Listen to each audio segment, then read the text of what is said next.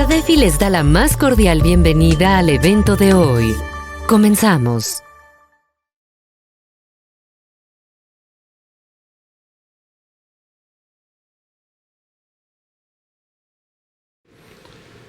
¿Qué tal, estimados amigos? Sean ustedes bienvenidos a su programa Charlas Fiscales entre Amigos.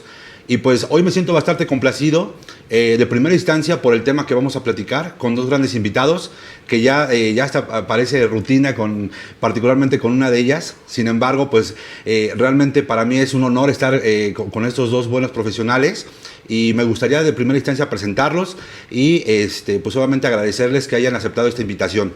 De primera instancia, si me lo permiten, quiero darle la bienvenida a la licenciada Fernanda Giuselli. Licenciada, muchas gracias por haber aceptado la invitación. No, al contrario, contador, es un gusto siempre, sobre todo porque vamos a hablar de un tema muy interesante. Claro. y bueno, más que otra cosa por compartir espacio aquí con dos grandes de la materia. Y por otra parte también a un gran profesionista, un contador público, el cual ya tengo mucho tiempo de conocerlo personalmente, un gran amigo y es su primera aparición dentro de CADEFI, de esta capacitadora, y pues te damos la más cordial bienvenida a mi estimado amigo Alejandro Aguilar. Muchísimas gracias, amigo, muchas gracias por la invitación y pues complacido también de estar con ustedes y por supuesto de ahora compartir foro nos toca en este lado con la maestra Fernanda. Pues bueno, siempre es un placer y un gusto estar aquí, pues listos para hablar de un tema por demás trascendental, un tema que pareciera en primera instancia sencillo, pero ya platicaremos ahorita que no lo es, no es nada sencillo y que hay que estar bien atentos porque tiene repercusiones pues bastante fuertes para los contribuyentes. Es correcto. Así es. Bueno, de primera instancia, no sé si quieras comentar algo más, licenciada. Pues agradecer la invitación, sobre todo a la familia CADEFI que hace posible este espacio y a aquellas personas que también nos están viendo y esperemos, bueno, que compartan esta tarde con nosotros platicando sobre, y no sé si lo puedo adelantar ya contado, adelante, el tema restricción y o cancelación de certificados de sellos digitales, ¿no? ¿Cuáles son sus alcances? ¿Habrá algún tipo de modificación a raíz del paquete económico 2022 que sabemos, bueno, que ya no tendrá alguna modificación? ¿Cuál es en sí una repercusión para el contribuyente en caso de que no lleve un debido control interno? Que bueno, aquí tenemos al lado un experto en temas de control interno. Pues adelante con el tema, ¿no? No sé si ya me adelanté, lo spoileé, como dicen ahora los chicos. Ok, pues sí, justamente aquí la intención es nombrar algunas cuestiones que nosotros identificamos, que inclusive la autoridad hoy se está proclamando fiscalizadora por medio de estos controles que tiene particularmente, y me gustaría dar un pequeño esbozo o una introducción sobre particularmente el tema que vamos a tocar, que ya bien lo adelantaba la licenciada Fernanda Giuselli, particularmente sobre esta cuestión de la cancelación, la suspensión de los sellos digitales. Recordemos que para este 2022, la reforma que está por entrar en vigor y que ya está aprobada, en este caso, viene con cuestiones importantes en cambios, precisando y obviamente acotando justamente modificaciones importantes que ya se estimaban en la propia propuesta de reforma. Sin embargo, recordemos que hoy la autoridad ya no quiere invertir tanto en temas de facultades de comprobación. Ya se dio cuenta que realmente en el tema de facultades de comprobación es costoso, son tediosos y son largos los plazos para poder dar pues obviamente una respuesta como tal, y se va a un tema de facultades de gestión, que particularmente, digo, y si me permiten, antes de darles la palabra, en el tema de facultades de comprobación, ¿qué es lo que hace la autoridad? Hace procedimientos en donde requiere información, controla, y obviamente con este control de información pues restringe ciertas actividades o requiere información al contribuyente, y ahorita lo veremos con algunas situaciones que ya nuestros panelistas nos van a exponer de la experiencia del día a día, y particularmente la licenciada Fernanda Giuselli en cuestiones pues ya de defensa.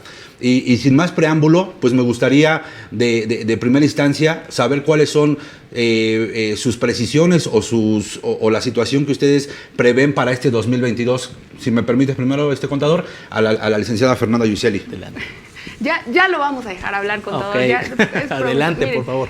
Pues me parece que la introducción que hace contador Juan Carlos es atinada en el sentido de la autoridad se da cuenta que tiene en sus manos una facultad que le ha dado muchísimos más resultados que lo que en su momento pudiera generar algún otro tipo de facultades, ¿no? Ahora, menciona también una cuestión que es muy importante, que nosotros aprendamos a diferenciar cuando nos encontramos frente a facultades de fiscalización y cuando nos encontramos frente a facultades de gestión. Y esto es bien importante porque incluso ha habido pronunciamiento por parte de la Corte en donde nos dice, mira, las facultades referentes a la restricción o la cancelación de certificados de sellos digitales son de gestión, motivo por el cual las reglas que les son aplicables, bueno, pues son completamente distintas. Es más, y lo vamos a platicar en un momento, previo a dar contestación a tu pregunta. Miren, yo tengo fama de que a mí me preguntan una cosa y yo contesto lo que quiera, ya después podemos contestar, pero no, quiero ser concreta y darte contestación, contador.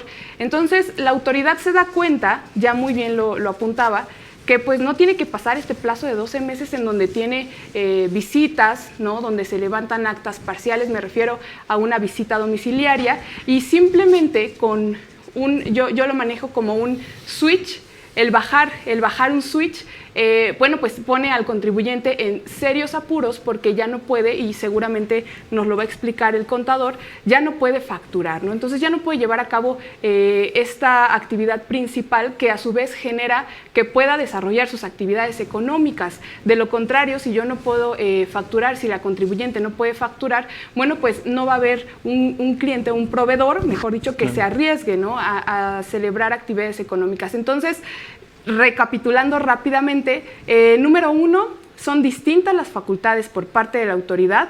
Número 2, la autoridad se da cuenta por ahí de 2013, y ahorita lo vamos a platicar porque también hay un pronunciamiento de la Corte en donde hace todo un estudio, lo vamos a platicar con mucho gusto.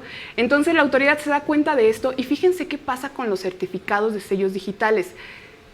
Poco a poco la autoridad nota su eficiencia, nota su eficacia, y poco a poco lo ha ido, vamos a decirlo, ampliando, ha ido perfeccionando esta facultad, y nosotros muy preocupados por el tema de las visitas domiciliarias, por el tema de la revisión electrónica, y esto poco a poco se fue incorporando a un sistema jurídico fiscal, y bueno, salvo su mejor opinión, algunos colegas le llaman incluso el caballo de Troya, porque ya teníamos adentro a una facultad que es bastante lesiva para los contribuyentes y no le pusimos en su momento la atención debida, y eso pues justamente nos tiene reunidos esta tarde para platicar aquí con ustedes. Claro. Fíjate que abonando al tema que nos estás comentando y que bien precisan ambos en la cuestión de este mecanismo que hemos estado viendo, que la autoridad cada vez está reforzando más y cada vez está ejerciendo de mejor manera, las últimas modificaciones que hemos tenido son justamente en esas facultades de gestión. ¿Por qué? Porque además de lo que ya han contemplado al respecto de que se vuelve mucho más barato, mucho más efectivo, etcétera, la verdad es que también agarra muy desprevenido al contribuyente, pero a un contribuyente que no estaba bien informado y que no sabía precisamente no supo leer, no supo tener una lectura de las modificaciones que se estaban teniendo, ¿no? Porque en realidad la autoridad, dicen por ahí, fue tendiendo la cama, ¿no? Poco a poco para poder estar en estos supuestos. ¿A qué me refiero con esto? En primera instancia, que una de las principales diferencias entre una facultad de gestión y una facultad de comprobación es que la facultad de gestión tiene principios que van hacia la orientación, hacia la verificación, hacia la asesoría inclusive para los contribuyentes, ¿no? Y mientras que la autoridad en las facultades de comprobación pues ya van a una determinación, a una imposición y a una ejecución como tal de cobranza de impuestos como tal. Entonces, en esta de las facultades de gestión, pues la autoridad ya estuvo haciendo la tarea en realidad, y muchos contribuyentes no nos dimos cuenta que en realidad ahí es donde estaba haciendo todas esas cuestiones. ¿Por qué? Porque una de las características esenciales de estas facultades de gestión es que la autoridad trabaja con información que ya tiene, que es algo esencial para poder llevar a cabo. Es decir, no me va a requerir mayor información, y nosotros a lo mejor estábamos esperando, como bien decía la maestra, a que nos hiciera un requerimiento, una visita domiciliaria, una revisión de gabinete, una electrónica, ¿no? Pero en realidad lo que estaba sucediendo es que la autoridad ya tenía toda la información a través de compulsas, a través de las propias declaraciones, a través de los CFDIs, que lo hemos dicho muchísimas veces. Los CFDIs son la herramienta por excelencia de fiscalización por parte de la autoridad, ¿no? Entonces, toda esa gama de información que la autoridad ya tenía en sus manos, ahora sirven para que el día de hoy, como bien decía la maestra, con un switch, con un clic, pues estemos totalmente fiscalizados, inclusive en muchas ocasiones atados de manos completamente para poder operar. Es tan gravoso el tema de los sellos digitales como las cuentas bancarias, es igual, o sea, prácticamente si te bajan el switch en esos aspectos, pues te quedas completamente parado y no puedes reaccionar de manera adecuada muchas veces por temas de control interno, por temas de que no estás preparado y algunas otras causales que vamos a ver ahorita, ¿no? Que platiquemos al respecto. Pues digo, le podríamos denominar básicamente que el tema de dejar de facturar podría ser parte de unas consecuencias de una muerte financiera, porque al final, ¿con qué vas a seguir operando, no? Y esa es por eso la importancia del tema del día de hoy, en donde básicamente si te cancelan, te suspenden los sellos, pues obviamente no vas a poder operar el propio negocio y esa es una de las consecuencias principales. Sin embargo, hoy me gustaría, tomando en cuenta sus consideraciones para este 2022, el poder iniciar con algunos de los supuestos y obviamente que también posteriormente nos ayude la licenciada Fernanda en poder identificar cuáles son cuál es el criterio particularmente de la Corte al respecto y qué ha defendido a capa y espada, ¿no? Como tal, en algún momento platicábamos tú y yo, Alejandro, pero de inicio, ¿cuáles son esos supuestos por los cuales hace la suspensión la propia autoridad y que tiene la propia autoridad en los cuales podemos caer para que te haga la restricción o la suspensión temporal de los sellos digitales? Fíjate, en la introducción de la sesión de este día, decía yo, hacía la referencia a que pareciera un tema sencillo. Es que digo que pareciera un tema sencillo porque si nosotros revisamos el artículo 17H bis del Código Fiscal de la Federación, son 10 fracciones las que incluye ese artículo, ¿no? Así es. Que digamos que son los 10 supuestos por los cuales la autoridad pudiera hacer la suspensión de esos sellos digitales. Pero si analizamos a fondo esa norma, nos podemos dar cuenta que dentro de esas 10 fracciones se incluyen prácticamente 84 supuestos en los cuales puedes ser sujeto a una suspensión o en su caso a una cancelación de sellos digitales. Entonces, por eso de repente como que se convierte en algo como extraño, ¿no? O como claro, algo que no nos parece tan complicado de manejar, pero en realidad no encuentro, o yo la verdad no conozco, a lo mejor ustedes podrán decir lo contrario, pero yo no conozco un contribuyente que se encuentre exento de caer en alguno de esos 84 supuestos. Todo mundo estamos arriesgados a ese tipo de cuestiones. Muchas veces, inclusive la cancelación, digo, el tema de hoy es el tema de la suspensión, pero inclusive la cancelación igual de los sellos digitales, hay supuestos en que inclusive por parte de la autoridad de manera unilateral se puedan cancelar, ¿no? Claro. Cuando se encuentren en alguno de los del 17H. Entonces, es tan complejo de repente ya poder ir aterrizando estas cuestiones que creo que cuando me platicaste vamos a comentar este tema en la sesión de CADEFI, dije no, pues va a durar como 3 días yo creo esta sesión, porque de verdad es que es demasiado amplio, es demasiada información la que está involucrada. De entrada, los amigos que nos hacen el favor de acompañarnos en el tema, por ejemplo, de aparte del 17H, 17H bis, incluye el 10 del Código Fiscal de la Federación, el 69B, el 69 bis, el 22, etcétera. Hay muchísima información al respecto. Entonces vamos a tratar de como ir señalando algunos de estos supuestos, porque claro, de verdad que sería demasiado gravoso intentar generar un recorrido entre toda esta vorágine de información. Claro. El primer supuesto que contempla el 17H bis es el tema de la declaración anual. Ese es uno de los primeros supuestos en los cuales puedes tú sujeto a una restricción. Perdón, previo antes de eso, que también me quería yo señalar el tema del antecedente de este 17H bis, ¿no? Porque antes era 17H fracción 10. Exacto. A partir de la reforma del 2020, se sale de esa fracción 10 y se vuelve ya un artículo por separado, claro, digamos, ¿no? Entonces contemplaba las infracciones prácticamente al RFC o a las obligaciones de los contribuyentes, y señalaba yo que una de las primeras que se señalan es justamente incumplir con el tema de la declaración anual. Después de un mes, señala la fracción primera, que después de un mes de que hayas incumplido con la declaración puede ser susceptible a un proceso de suspensión de sellos digitales, bueno, de restricción, de sellos digitales. Ok. Tus comentarios justamente al respecto y cuál ha sido en el tema de la defensa, la restricción por justamente consecuencia de no presentar esa declaración anual. Y ahorita yo doy mis comentarios al respecto, por favor. Ok, antes de ya entrar en materia tan de lleno, si me lo permiten, me gustaría contextualizar un poquito más. ¿Sí? ¿¿Cuál es la historia que hay detrás de incorporar a Código Fiscal de la Federación? Ya muy bien lo apuntaba el contador Alejandro. ¿Cuál es la historia que hay detrás? Adelante. Miren, La cancelación de los certificados de sellos digitales ya existía desde antes de 2013. Lo que pasó fue que a partir de diciembre de 2013 se incorporan facultades en las cuales la autoridad pareciera que sanciona al contribuyente en caso de incumplimiento alguna de sus obligaciones fiscales, entre las cuales están las declaraciones, entre las cuales están no tener un domicilio fiscal, ya lo apuntaba. Algunos supuestos están relacionados con el 10 del Código Fiscal, no ser localizable, desaparecer, ya sea en PAE, ya sea en facultades. Pero antes de eso, antes de diciembre de 2013, insisto, Código Fiscal de la Federación ya contemplaba la cancelación, pero yo lo llamo por causas naturales. Es decir, ¿qué pasa si el contribuyente fallece persona física? Claro. ¿No? Entonces, bueno, ahí el que puede solicitar esta cancelación, pues sería quien quedara como representante, que sabemos que se denomina albacea, ¿no?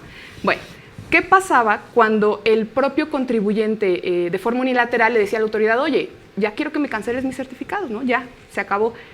3, tratándose de personas morales, ¿qué pasa? Es como el símil de la muerte en una persona física. Sabemos que hay figuras como la liquidación, la extinción de la propia persona moral. Hay algunas otras figuras que se llaman fusión y escisión, que en algunos casos pudiera dar a la extinción de una de las personas morales, pues que forman parte de estas dos figuras, ¿no? Entonces, eso yo lo llamaba como cancelación de certificados de sellos digitales, pero naturales, por causas lógicas, vaya. Nosotros los abogados le llamamos se queda sin materia, ¿no? O se queda sin algún motivo que justifique la existencia de estos certificados. Hay otras causas naturales, que es, por ejemplo, que el certificado se dañe, que se dañe el dispositivo en el cual se encuentra, o pudiera llegar a ser que termine la vigencia del certificado, ¿no? Y entonces, sí, claro, bueno, tendría que cancelarse. Ahora, ojo, esto es antes de 2013. Resulta que la autoridad, decíamos, ¿no? Se da cuenta y dice, bueno, a ver, yo tengo la posibilidad no solamente de poner a correr a un contribuyente, sino que sea él quien venga hacia mí para regularizarse. Yo ya no lo tengo que estar buscando, nada más decía el contador, pues le bajamos el switch, ¿no? Ya no puede operar. Entonces, evidentemente, y esto es una consideración que quiero hacer mucho énfasis porque, ojo, la cancelación de certificados de sellos digitales, dice la Corte, ahorita lo vamos a platicar, claro, ya que tocan temas de defensa, dice la Corte, mira, se refiere a facultades de gestión, ya explicaba muy bien el contador cuáles son sus diferencias, pero no solamente eso, sino que se trata de un acto de molestia. En ese entonces, ojo, en 2013, cuando se incorpora, diciembre de 2013, se trata de un acto de molestia que no se puede considerar como definitivo. Y no obstante eso, decía la Corte, ¿no? Bueno, más que decía, lo dice, señores y señoras, porque el pasado 12 de marzo de 2021, la Corte hace un análisis en una contradicción de tesis, contradicción de criterios, en donde determina, ahorita lo vamos a platicar, pero bueno, ya no me quiero auto-spoilear la plática, lo que pasaba es que en 2013 dice la Corte, mira, es un acto de molestia, o sea, sí te bajan el switch, sí dejas de facturar, pero como tal no es todavía definitivo, ¿no? O sea, tú te tienes que esperar a que se emita la resolución en la que se te dice, ¿sabes qué? Hasta aquí, ya claro, se cancelaron tus certificados. Entonces, el contribuyente, cuando surge esto, insisto, diciembre de 2013, cuando se incorporan estos supuestos, que ya no son supuestos de cancelación naturales, sino que ya son a raíz de que la autoridad considera que hay un incumplimiento. Y en 2013, por favor, corríjame si no me equivoco, se agrega la fracción décima de los incisos A al D, ¿no? Entonces, sí, en estos incisos, que ya lo decía también el contador del artículo 17-H, en la fracción décima, estos incisos ya son en donde la autoridad hace uso y le dice, no quieres presentar tu declaración. En ese entonces eran 3 consecutivas o 6 no consecutivas. Entonces la autoridad decía, no te preocupes, si no las presentas, mira, te bajo el switch. Que inició procedimiento administrativo de ejecución y vámonos a volar, no te preocupes, te bajo el switch, ya no vas a seguir facturando. Que resulta, ¿no?, que en facultades de fiscalización, yo identifico, porque recordemos que también en 2014 se incorpora 69B, que en facultades de fiscalización identifico que hay operaciones o que expediste comprobantes fiscales que pudieran amparar operaciones simuladas, pues te bajo el switch, ¿no? Entonces, es ¿cómo decirlo sin que suene muy dramático y muy drástico? Miren, es un golpe que se le da al contribuyente de realidad. ¿Por qué? Porque no solamente la autoridad te decía, no te preocupes, ahorita mira, si tú me desvirtúas esa causal por la cual te cancelé tus certificados, pues va de nuevo. Sí, pero ¿cuánto tarda ese procedimiento, no? ¿Cuánto tiempo voy yo a tener a mi empresa parada, literalmente? Sí. Entonces, eso era una cuestión que se presentaba. Otra de las cuestiones que se presentaba era que nos íbamos a amparo indirecto, y en amparo indirecto, un juzgado de distrito nos decía, no, ¿sabes qué? No procede amparo indirecto porque no hay... Principio de definitividad. Exactamente, no has agotado el principio de definitividad. Decíamos, bueno, no nos vamos a amparo indirecto porque además decían que se trataba, no se ubicaba en los supuestos de procedencia, ahorita si quieres también lo platicamos, sí. Pero decían, no, amparo indirecto no es, vete a juicio. Bueno, pues ahí vamos corriendo, ¿no? Nos vamos a juicio. Y en juicio nos decían, ¿sabes qué? Pues aquí tampoco, porque te tienes que esperar a que sea la definitiva. ¿Por qué? Porque si bien se trata de un acto de molestia, vamos a decirlo, forma parte de facultades de gestión, pero de forma autónoma. Entonces, los contribuyentes decían, bueno, pues entonces, ¿qué hago? Claro. ¿No? ¿Cómo me defiendo? ¿Cómo recupero mis certificados? Y créanme cuando les digo que fue un verdadero calvario el que se enfrenta el contribuyente desde 2013, que se incorpora, 2014, hasta que la PRODECON, la Procuraduría de la Defensa del Contribuyente, dice, a ver, no, espérame, esto es una clara transgresión a los derechos del contribuyente, ¿no? Entonces dice, a ver, ¿cómo que no nos podemos ir a defender por acá, tampoco por acá? Entonces, pues, ¿qué le queda al contribuyente? Y miren, esto no lo dice ni la licenciada, ni la propia PRODECON, ni la Corte. A nivel internacional, todos los contribuyentes deben tener acceso a un medio de defensa. Por eso, el amparo indirecto tiene esta esencia. Es decir, si no hay un medio ordinario de defensa, pues vete a amparo indirecto, yo acá te recibo. Pero resulta que en este asunto ni en amparo indirecto. Entonces, fue, insisto, un antecedente que representa un verdadero calvario. Sale la PRODECON, si quieren ahorita platicamos de estos criterios, pero sí me parece importante hacer la distinción. La cancelación de certificados ya existía por causas naturales, pero después la autoridad, y lo tengo que decir de forma brillante, dice, pues de aquí me agarro, ¿no? Y entonces, insisto, los contribuyentes somos quienes vamos con la autoridad, ya no es ella quien nos va a buscar, y me parece que ese es el punto, ¿cómo decirlo? Insisto, hay algunos colegas que lo manejan como un caballo de Troya. Entra la facultad de bajar el switch y nosotros ni nos dimos cuenta, ¿no? ¿Cuándo pasó esto? Claro, sí, y efectivamente, como bien comentas, a raíz de esas cancelaciones que ya se venían generando naturales, como tú las denominas, y que coincido con esa precisión que comentas, surge a partir para la reforma 2020 algunas modificaciones, que es ahora restringir la parte y surgen algunos nuevos supuestos para restringir la parte de los sellos digitales, que ahorita vamos a platicar justamente de ellos.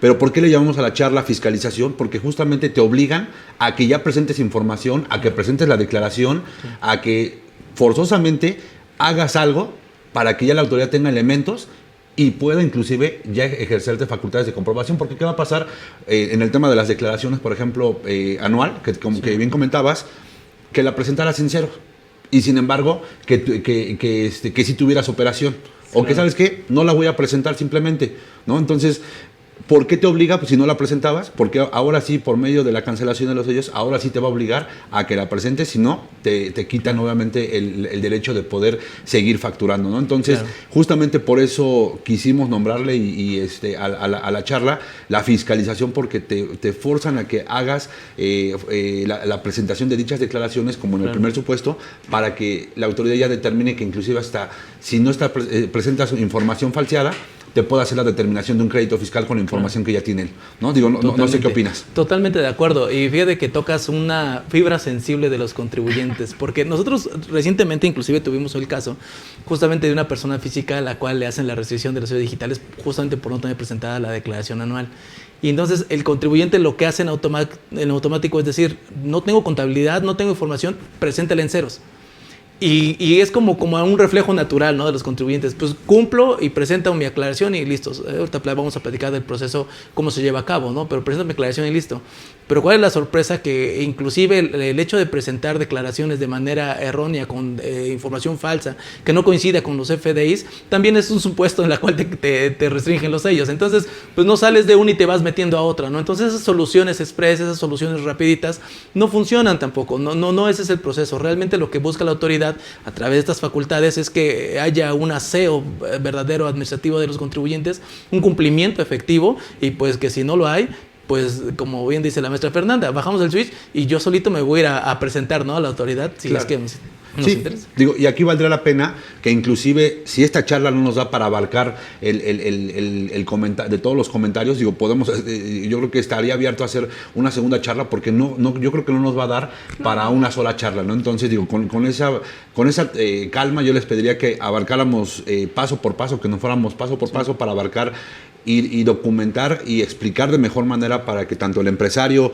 nuestros amigos que nos siguen por la plataforma de Facebook, pues obviamente se vayan con un marco general de qué es lo que no tienen que hacer y qué es lo que está pasando allá afuera, porque realmente yo creo que con el tema de las experiencias, como ya platicamos, pueden ellos tomar ciertas consideraciones para evitar caer en un tema de contingencia, que yo creo que es el sentido de la charla, ¿no? Exactamente. Bueno, entonces, digo, si me permiten, no sé si quieres comentar algo. No, adelante, contador, okay. Por favor, porque ya saben que a mí me dan rienda suelta y yo no me callo hasta que... No, adelante, por favor. Ok, ya platicábamos entonces sobre el tema de las declaraciones, que a la no presentación, obviamente ese puede ser de la declaración anual o tres declaraciones continuas, el hecho de que te puedan hacer la restricción, si no las presentas, correcto, te hagan la restricción del sello, ¿no? Correcto. Particularmente, ¿qué te has encontrado en el tema de la defensa cuando sucede esto, licenciada?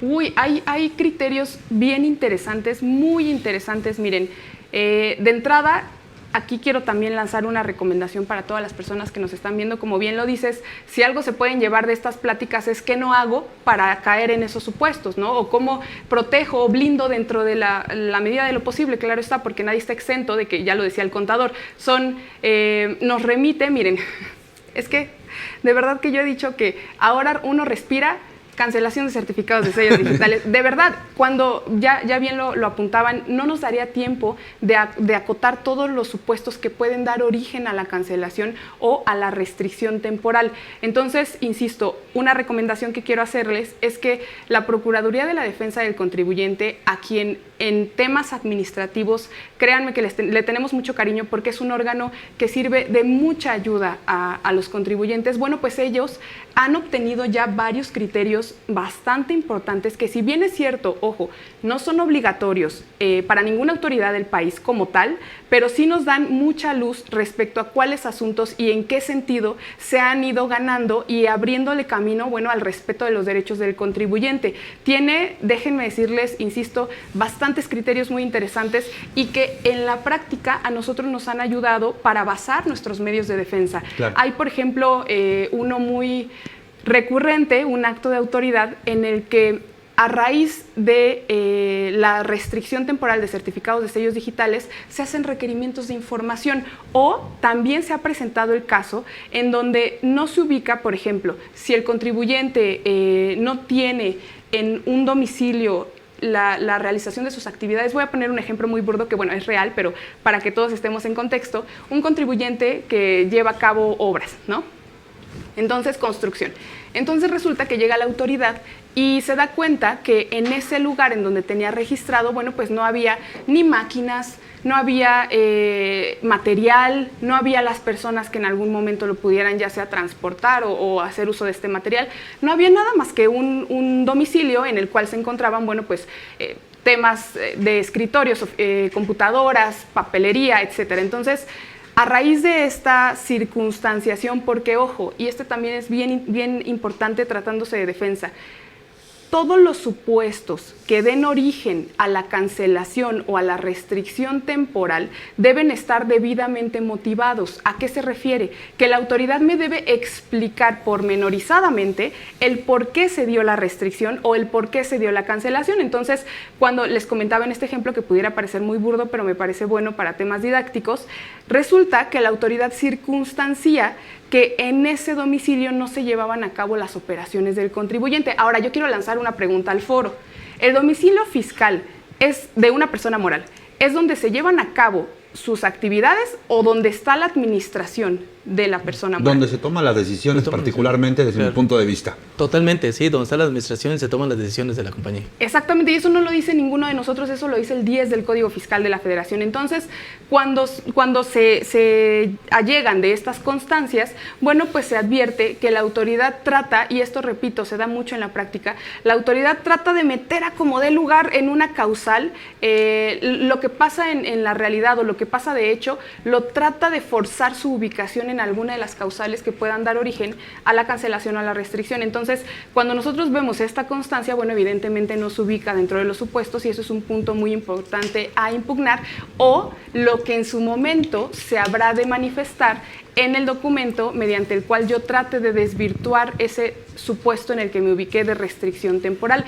Ahora, no sé si lo vayamos a platicar, pero es importante que les digamos a quienes nos están viendo que hay un procedimiento y que no es lo mismo la cancelación que la restricción temporal. Claro. ¿No? Son dos supuestos completamente distintos, pero al menos en la práctica lo que yo les puedo recomendar es eso. Número uno, hay que tener muy en cuenta los criterios que la Prodecona ha logrado obtener a raíz de la interposición de medios de defensa, porque se han dado muchas arbitrariedades por parte de la autoridad, y estos criterios, fíjense, no solo surgen por juicios, surgen también a raíz de algo que se denomina queja ante la Prodecon. Entonces, insisto, por una parte esta es la recomendación, por otra parte lo que se ve en la práctica es que las autoridades tratan de y meter a como dé lugar. Hay un principio de tipicidad que, por cierto, hay un abogado penalista a quien aquí los tres conocemos, que maneja muy bien el tema y dice, a mí me sorprende cómo es posible que en temas administrativos fiscales es impresionante cómo tratan a como dé lugar de hacer... que encuadre. Correcto, Sí. que encuadre cuando en realidad la norma no prevé esa conducta. Claro,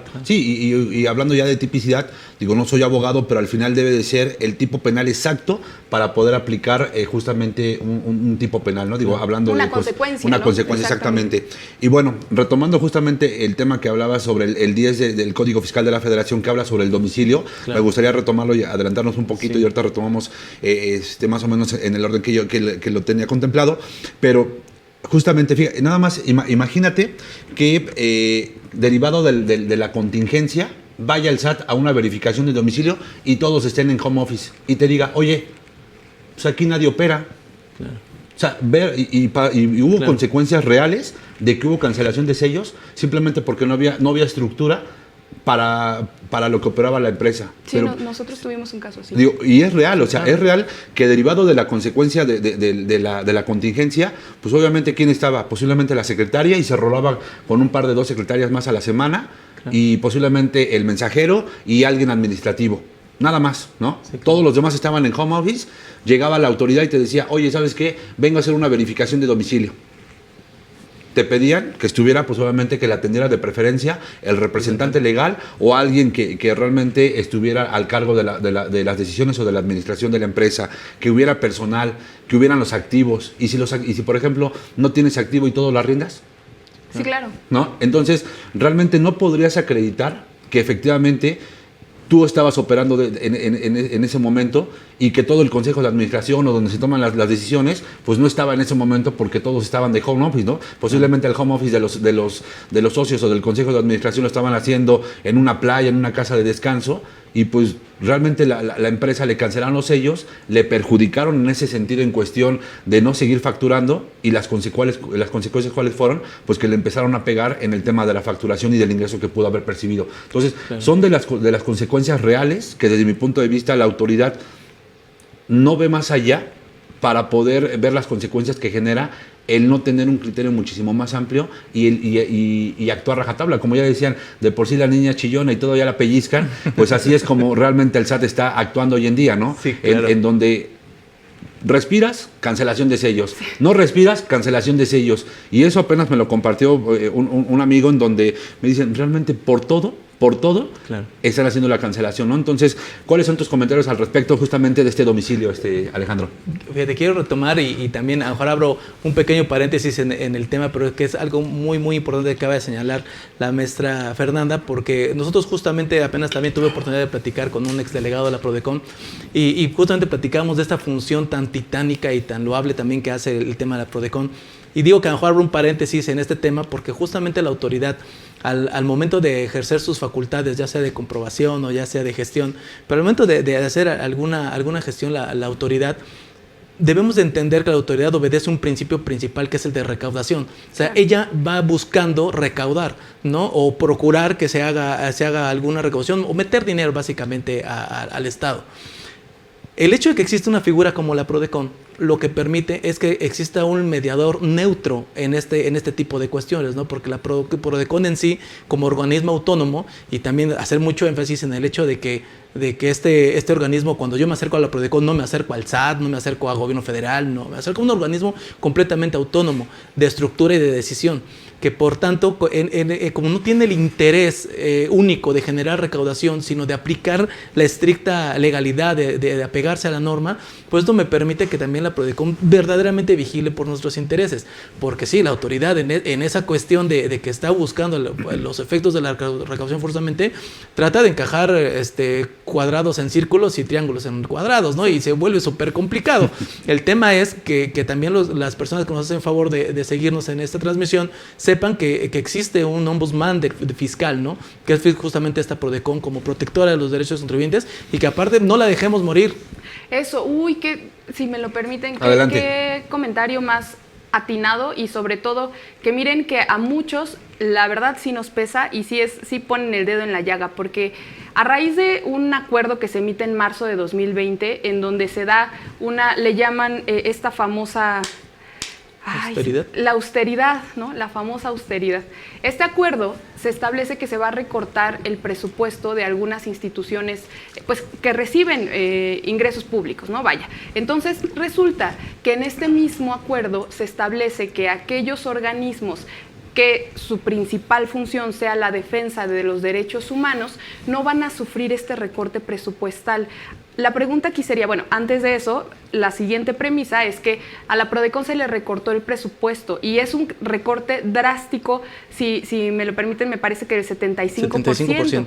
Entonces, fíjense, número uno, se emite este acuerdo en marzo de 2020, esto a raíz no solamente de la nueva administración, sino también de temas pandemia, etcétera, ¿no? Entonces, se incluye a la Procuraduría de la Defensa del Contribuyente como un organismo para que se dé este recorte presupuestal, pero resulta que el mismo acuerdo establecía que aquellas instituciones o aquellos órganos que se dedicaran a la defensa de los derechos humanos no les iba a ser aplicable este recorte. La pregunta obligada aquí sería, ¿la Prodecon se dedica o no a la defensa de los derechos humanos?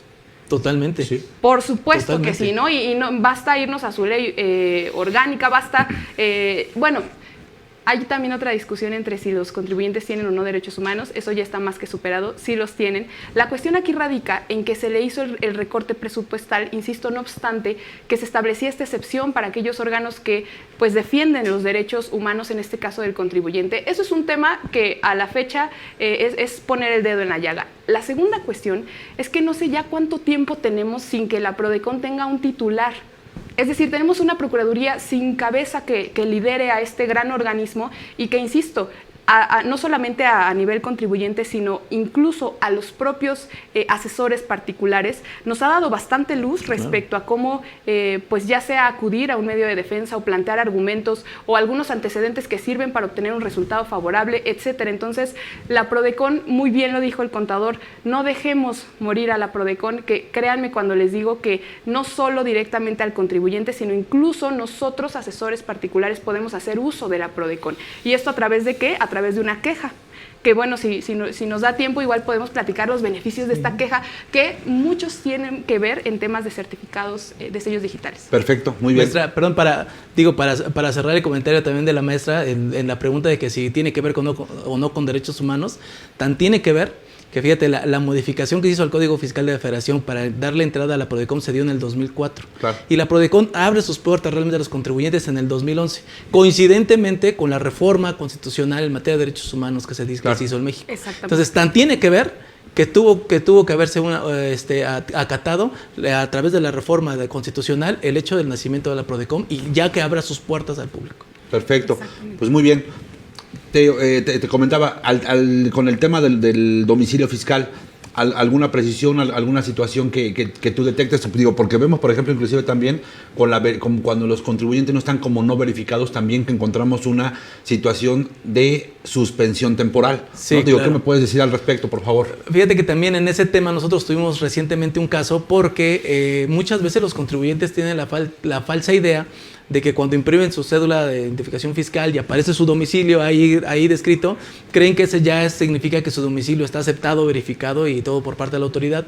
Y la realidad es que no. Si nosotros entramos al portal de Hacienda y revisamos nuestro expediente, ahí vamos a poder revisar realmente cuál es el estatus de nuestro domicilio fiscal. Y a raíz de la pandemia, evidentemente, se acentuó un poco más este tema, pero muchos, o la gran mayoría, aparecen como pendientes de verificar. Hay algunos que evidentemente están verificados, pero hay muchos que aparecen pendientes de verificar. Entonces el contribuyente de repente como que se va con la finta y cree que el hecho de que aparezca ahí ya cree que está verificado y está todo bien su domicilio. El hecho es que cuando la autoridad ejerce este tipo de facultades, hace una verificación de domicilio y por temas de pandemia, por temas de que a lo mejor tu empresa es sujeta a un modelo de teletrabajo, por ejemplo, también recientemente incorporado a la legislación laboral, no están ahí o no se ve movimiento o llega y está cerrado, ¿no? Porque, por ejemplo, me ha tocado también a mí de repente que llega la autoridad y está cerrado, pues no hay nadie, ¿no? No se encuentra el domicilio. Y recordemos que también en este caso, y haciendo también el paréntesis, no es lo mismo no localizado que no localizable. Exacto. Es un tema también bastante importante ese tema, porque muchas veces la autoridad, sin ni siquiera verificar, a veces ni siquiera toca, ¿no? Nada más dice, no está, y me voy, ¿no? A mí me tocó la experiencia justamente de ese tema, ¿no? Que nunca recibimos nada, nunca supimos nada, y cuando nos dimos cuenta, pues ya estábamos como no localizados y ya no podíamos facturar, ¿no? Claro. Y son algo que desafortunadamente se da de manera muy recurrente. Desafortunadamente, la verdad es que ahí que creo que tendríamos que hacer también un trabajo y a colación de lo que decíamos de la Prodecon, el hecho de que el contribuyente no solamente ve el costo-beneficio de interponer alguna queja o algún medio de defensa, sino es el hecho de también obligar a la autoridad que haga las cosas de manera correcta. Porque como no hay una cultura de defensa como tal por parte de los contribuyentes, pues bueno, ya me verificó mal, bueno, pues ya voy y pido la verificación y ya solicito que me vuelvan a habilitar mis sellos y ya, ¿no? Sigo trabajando, ¿no? Porque hasta eso el procedimiento podría ser razonablemente rápido en algunas cuestiones que ahorita vamos a especificar. Sí. Ajá. Pero el hecho no es solamente eso, sino el hecho es que nosotros como contribuyentes exijamos y pidamos que la autoridad actúe conforme a derecho. Claro. Exacto. Sí, como bien lo maneja el contador, hay una, no me atrevería a decir mala cultura de defensa como tal, sino hay mucho temor fundado en los contribuyentes que los lleva a decir, ¿sabes qué? Ya no quiero meterme en más problemas. Y siempre es muy atinado el comentario porque siempre hay que decirlo.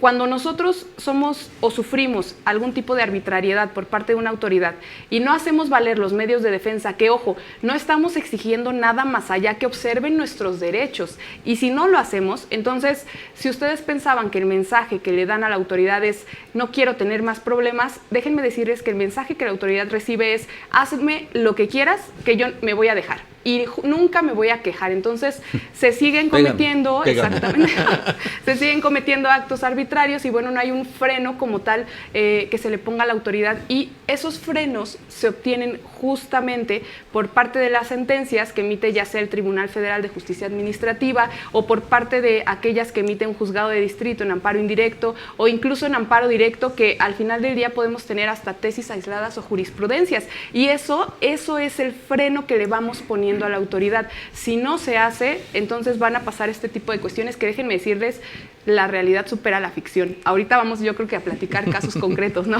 Ok, perfecto. Pues digo, ahí ya tocamos algunos temas de presentación de declaraciones, ya tocamos algunos temas de domicilio fiscal con el tema de las restricciones.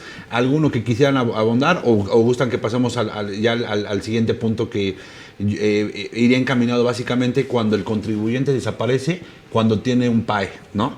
Que es justamente, esa es una de las situaciones. Me gustaría nada más para cerrar el tema anterior, que nada más como explicación por aquellos empresarios que nos llegan a seguir por medio de la capacitadora, que nos dieras justamente qué es no localizado a no localizable, para que tengan en contexto esos dos supuestos que mencionabas. Ok. ¿Qué es uno y qué es otro? Ok, el tema de no localizado es que cuando llega la autoridad a tu domicilio, por alguna de las circunstancias como las que acabamos de platicar, no puede verificar el domicilio. ¿Por qué no se encuentra? ¿Por qué no le abrieron? ¿Porque estaban haciendo home office? Por cualquier situación. El domicilio existe. Simplemente que en ese momento que la autoridad llegó no se encuentra el contribuyente. No localizable es que el domicilio ni siquiera se encuentra, o sea, no existe el domicilio como tal, como se ha dado también en muchas ocasiones, ¿no? Entonces, las repercusiones, pues obviamente también tienen que ver con esta diferencia, ¿no? Y la autoridad normalmente lo que hace es que trata a todos como no localizables, ¿no? Es decir, que el domicilio que tú estás poniendo en esa información es completamente falso. Entonces, acuérdate que una de las cosas que hemos platicado también con los abogados penalistas es el hecho del dolo con lo que se hacen las cosas, ¿no? Que marca una diferencia clara entre una infracción y un delito. Exacto. Y si se está haciendo y si la autoridad supone que tú estás otorgando información de manera falsa, de manera dolosa, pues evidentemente pues hay otras consecuencias. Que qué buena entrada le diste al punto que justamente que había tocado. Lo tenía preparado, ¿no? ¿No? Sí, exactamente. De hecho. Justamente ese punto, ¿no? Cuando estás en un procedimiento administrativo de ejecución, pues muchas veces, ¿qué hace el contribuyente? Pues desaparece, ¿no? Vacía el domicilio fiscal, no está, se cambia o simplemente cierra la cortina y pues obviamente ya no te localizan o realmente ya no está dentro del domicilio en donde te tenían como localizado o donde te podrían ejecutar prácticamente pues esa situación. Al respecto, ¿qué me podrías nombrar de ese tipo de situaciones, licenciada? Sí, es un punto bien interesante porque en el mejor de los casos que haya intentado buscar al contribuyente, pero nosotros tuvimos un asunto, en el domicilio había cámaras. Entonces, las cámaras funcionaban, a diferencia de otras cámaras de seguridad pública que no funcionan en Inograma, pero bueno, en esta sí. Entonces, sí se registraba efectivamente el video de forma diaria y además había un guardia, llevaba su bitácora. Entonces, resulta que, como dice el contador, de repente uno pues ya quiere facturar y sabe, la contribuyente me dice, oye, ¿sabes qué? Ya no puedo facturar. ¿Cómo que no puedes facturar? No, pues lo primero, ¿no? Vamos a investigar. Resulta que en la constancia, que ojo con esto que es clave, se circunstanció que se había visitado el domicilio, pero nunca se señalan los datos objetivos que permitan pues concluir que efectivamente llegó al domicilio. Y tan fue así que cuando se registran los videos, pues no había ninguna persona que supuestamente había preguntado. Entonces, miren, mucho se da que se dice en algunas asesorías que sí vale la pena tener estos elementos de prueba, me refiero a las cámaras, a fotografías, etcétera. Pero también se tiene que decir que estos elementos de prueba la autoridad está yendo mucho más allá de lo que en realidad el contribuyente tendría que acreditar. Esto ya está yendo a límites que sobrepasan lo que la propia ley establece. Es más, en temas probatorios se señala que quedará a la libre apreciación del juzgador. Bueno, pues esto ya sobrepasa. Ningún contribuyente está obligado a tener cámaras para estarse cuidando de que si llega una verificación de domicilio, pues efectivamente llegó al domicilio, ¿me explico? Entonces, esto, insisto, es lo que se ha visto en la práctica. Ahora, otra de las cuestiones, tuvimos también un caso en donde uno de los verificadores por parte de la autoridad fiscal, que no les voy a decir de qué administración desconcentrada, pero está muy cerca de aquí, pero resulta que... Ya nos dijo cuál, entonces. Pero resulta que amenazaba a la contribuyente que se circunstanciaría que no quiso o que no se encontraba. Dice muy bien el contador, hay dos supuestos, no localizado o no localizable. Bueno, entonces se amenazaba a la contribuyente que en ese caso se iba a señalar esto en el acta circunstanciada si no llevaba a cabo en su momento lo que se le señaló. Entonces, hay un sinfín de supuestos que se presentan en la práctica. Déjenme decirles, y ya lo comentaba hace un momento, la realidad supera la ficción, desgraciadamente, en contra de un contribuyente. Y hay que decirlo también, Código Fiscal de la Federación, artículo 63, ¿a quién creen que le establece la carga de desvirtuar la legalidad de los actos o resoluciones de la autoridad? Pues a nosotros, a los contribuyentes. Entonces, cuando la autoridad se dirige con este tipo de arbitrariedades, no solamente es, decía muy bien el contador, no solamente es estar paranoico y estar revisando todo el tiempo cuál es mi situación de domicilio fiscal, sino que además tengo que saber que yo tengo la carga probatoria y por eso el contribuyente, bueno, pues las cámaras y la fotografía y el guardia de seguridad. Tuvimos otro caso en donde al guardia, esto sí ya se desprende más de ignorancia y de una indebida asesoría, se podría decir. Al guardia o a la persona que recibe a cualquier visitante, ¿no? Se le dice, si viene cualquier autoridad, no recibas absolutamente nada y no dejes pasar absolutamente a nadie. Ah, perfecto, pues yo soy guardia de seguridad, ¿no? Para eso me contrataron. Pues llega por parte de una administración desconcentrada, ¿no? Pues no te recibo. Ah, ¿cómo que no me recibo? No, no te recibo. Citatorio, no, no te puedo recibir. Bueno, entonces háblale al contador, no, tampoco puedes entrar. Ah, no, no te preocupes.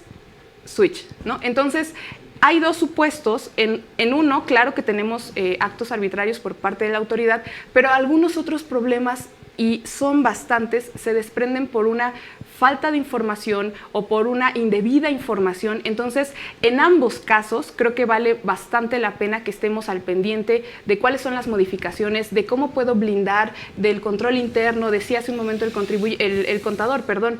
Hay una forma en la cual yo puedo acceder al sistema y ver cuál es la situación de mi domicilio fiscal. Si ya se encuentra verificado o si se encuentra por verificar, y déjenme decirles que se puede solicitar esta verificación. Entonces, al menos cuando nosotros hablamos de dolo, el dolo desaparece si previo a eso existe una solicitud de verificación. Oye, te estoy pidiendo que me revises, ¿no? Si cumple o no con los requisitos del 10. Y así hay muchos otros supuestos, ¿no? Claro, digo que ya en varias charlas hemos platicado cómo se hace esta verificación, en qué plataforma, en qué parte de la página del SAT, y pues obviamente que se desvirtúe cualquier situación para poder acreditar en el tema del domicilio fiscal.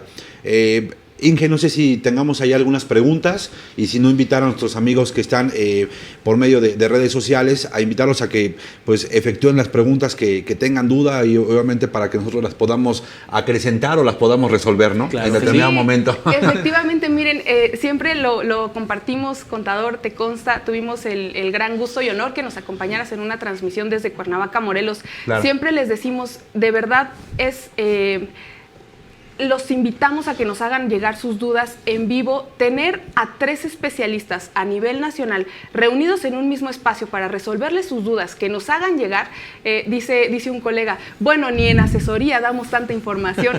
Entonces, aprovéchenos que estamos aquí sentados para atender sus dudas. Claro, en la medida de lo posible. Hay otro colega a quien admiro muchísimo que siempre dice, mira, en un espacio como este, el objetivo no es atender a un caso concreto, porque eso sería falta de responsabilidad profesional, pero sí te podemos dar alguna guía, o si así pues podemos hacerlo, darte un camino que seguir o dónde buscar la información que necesites, ¿no? Entonces, en ese sentido, bueno, pues creo que vale bastante la pena que nos hagan llegar todas sus dudas. Efectivamente.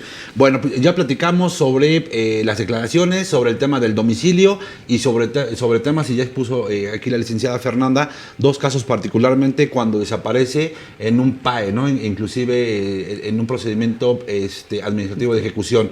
Que básicamente es que están las facultades y desaparece el contribuyente para que ya no le ejerzan ninguna situación y siga el procedimiento como tal. Ahora, otro de los puntos importantes es cuando se encuentra situado en un 69B en la fracción octava, que básicamente es el desvirtuar, y que, si no mal recuerdo, corrígeme licenciado, corrígeme contador, son 50 días los que tiene el contribuyente para poder desvirtuar obviamente esta presuntiva que tiene la autoridad a la hora de que tiene operaciones simuladas como tal. Entonces, justamente si tú no acreditas o no desvirtúas durante este periodo, te hacen el bloqueo durante este periodo, al momento que tú entras, se supone que tendrían que estar habilitados los sellos en el momento que haces el procedimiento de la aclaración, ¿no? ¿Qué me podrías dar al respecto, tus comentarios, por favor, Alejandro? Fíjate, ese tema creo que es uno de los más candentes y picosos de esta cancelación de sellos. ¿Por qué? Porque aquí primero debemos de identificar que en el hecho del Deporte Nacional de Compra-Venta de Facturas hay dos personajes. El EFO y el EDO, ¿no? Okay. La empresa facturadora.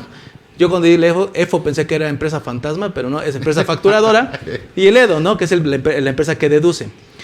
Es bien importante tener claro este tema porque, por ejemplo, en el proceso del 69B te habla de los EFOs. Y si hay algún procedimiento para el tema de EDOs, para que puedan desvirtuar, pero el tema que se refiere básicamente es el de los EFOs. En el caso de la cancelación de los sellos digitales, no hay oportunidad para que tú puedas meter una aclaración y que aparte de utilizar el procedimiento del 69B, uses el procedimiento del 17H. Eso no es válido. Cuando ya quedas tú firme en el listado definitivo del 69B, ya lo siguiente es entrar a un tema de defensa, ¿no? De manera directa. A que se refiere el 17H bis habla exclusivamente del tema de los EDOs, de las empresas que están deduciendo estas facturas. ¿Por qué? Porque a ellos sí se les da la oportunidad de que a través del procedimiento de aclaración ellos puedan argumentar lo que a su derecho convenga, establecer las pruebas que sean necesarias para que sean evaluadas y que en su momento, bueno, les puedan restituir los sellos, ¿no? Pero esa es la diferencia básica en este 17H, ¿no? Y que es importante para que los amigos no se vayan a confundir en el hecho de que un EFO también puede entrar en este supuesto de aclaración para que salga del EFO, ¿no? Exactamente. Ok, al respecto, o sea, ¿sí estuvo bien el número de días? Digo, nada más corrígeme ahí. Sí, en temas de aclaraciones, y esto está vinculado con lo que decía el contador, Sí. Es correcto. Cuando estamos nosotros frente a una restricción temporal, Sí. ojo, tenemos un plazo de 40 días. Ahora, se presenta esta aclaración y eso lo comentaba. Dice la norma, pero ahorita les platico qué pasa en la práctica. Okay. Dice la norma que la autoridad está obligada a reincorporar al día hábil siguiente los certificados de sellos digitales. ¿Esto por qué? Y no sé si me lo permiten explicar la Adelante. historia que hay detrás de esta Del disposición. mito. La historia detrás del mito. Miren, nos van a cobrar aquí derechos de regalías, autor. No, sí. a ver, no. Tienes que comenzar a llorar. Sí, exactamente. Decía en algún programa, contribuyente caso de la vida real, ¿no? Y la verdad que sí, bueno, hasta la Prodecon ya sacó un libro, ¿no? Donde dice las historias de terror de los contribuyentes. Se los recomiendo, por cierto, mucho, no es comercial, en un libro que es público. De verdad se los recomiendo mucho porque ahí van a darse cuenta cuando yo les digo que la realidad supera la ficción. Pero bueno, retomando. Entonces les decía, este procedimiento que es aplicable para la restricción de certificados temporal, dice la norma que se presenta la aclaración, el contribuyente tiene un plazo y al día hábil siguiente se entendería que se tienen que habilitar los certificados. Les decía, la historia detrás de esto es que antes de 2013, antes de que se incorporara la fracción 10 al 17-H, lo que pasaba era que, resulta que se cancela, ojo, ahí como tal no podíamos nosotros tener un procedimiento de restricción temporal, sino que este derecho, ¿quién creen que lo gana? La Prodecon. ¿Qué? La Prodecon dice, a ver, contraviene o atenta contra los derechos del contribuyente el hecho de que tú le canceles y no le des la posibilidad de decirte, oye, sí lo hice o no lo hice, ¿no? ¿Por qué? Porque tiene cancelados sus certificados. Además, se plantea en este medio de defensa que presenta la Prodecon que ese actuar por parte de la autoridad contraviene lo que nosotros llamamos derechos o lo que nosotros conocemos como derechos sustantivos. Número 1, de patrimonio. ¿Por qué? Pues porque obviamente ya no puedo facturar. Hay algunos clientes que me piden factura, entonces no puedo percibir ingresos. Y número 2, el derecho de poderme dedicar al oficio o profesión que así yo considere, ¿no? Entonces, lo que en este medio de defensa es muy curioso porque los órganos resuelven que no contraviene contra estos derechos, pero se da una reforma y es cuando surge el 17H bis que contempla ya un procedimiento previo en donde entonces sí el contribuyente tiene la posibilidad pues de ofrecer pruebas, de argumentar o de desvirtuar las que en su momento la autoridad le esté señalando, ¿no? Claro. Entonces, esa es la historia de la restricción temporal. Ahora, les decía hace un momento, ¿cuál es el procedimiento? Bueno, número 1, se manda un primer documento en donde se le avisa al contribuyente que sus sellos o sus certificados de sellos digitales han sido restringidos, ¿no? Ahora, el contribuyente tiene el plazo de 40 días para presentar su aclaración.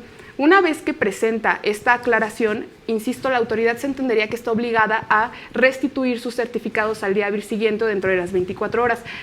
En la práctica, bueno, primero les digo lo que debe ser, ¿no? Ya estoy diciendo, ya para pasar eso, exactamente. Entonces resulta que una vez que presento mi aclaración, se entendería, y ojo, contadores, esto va directamente para ustedes.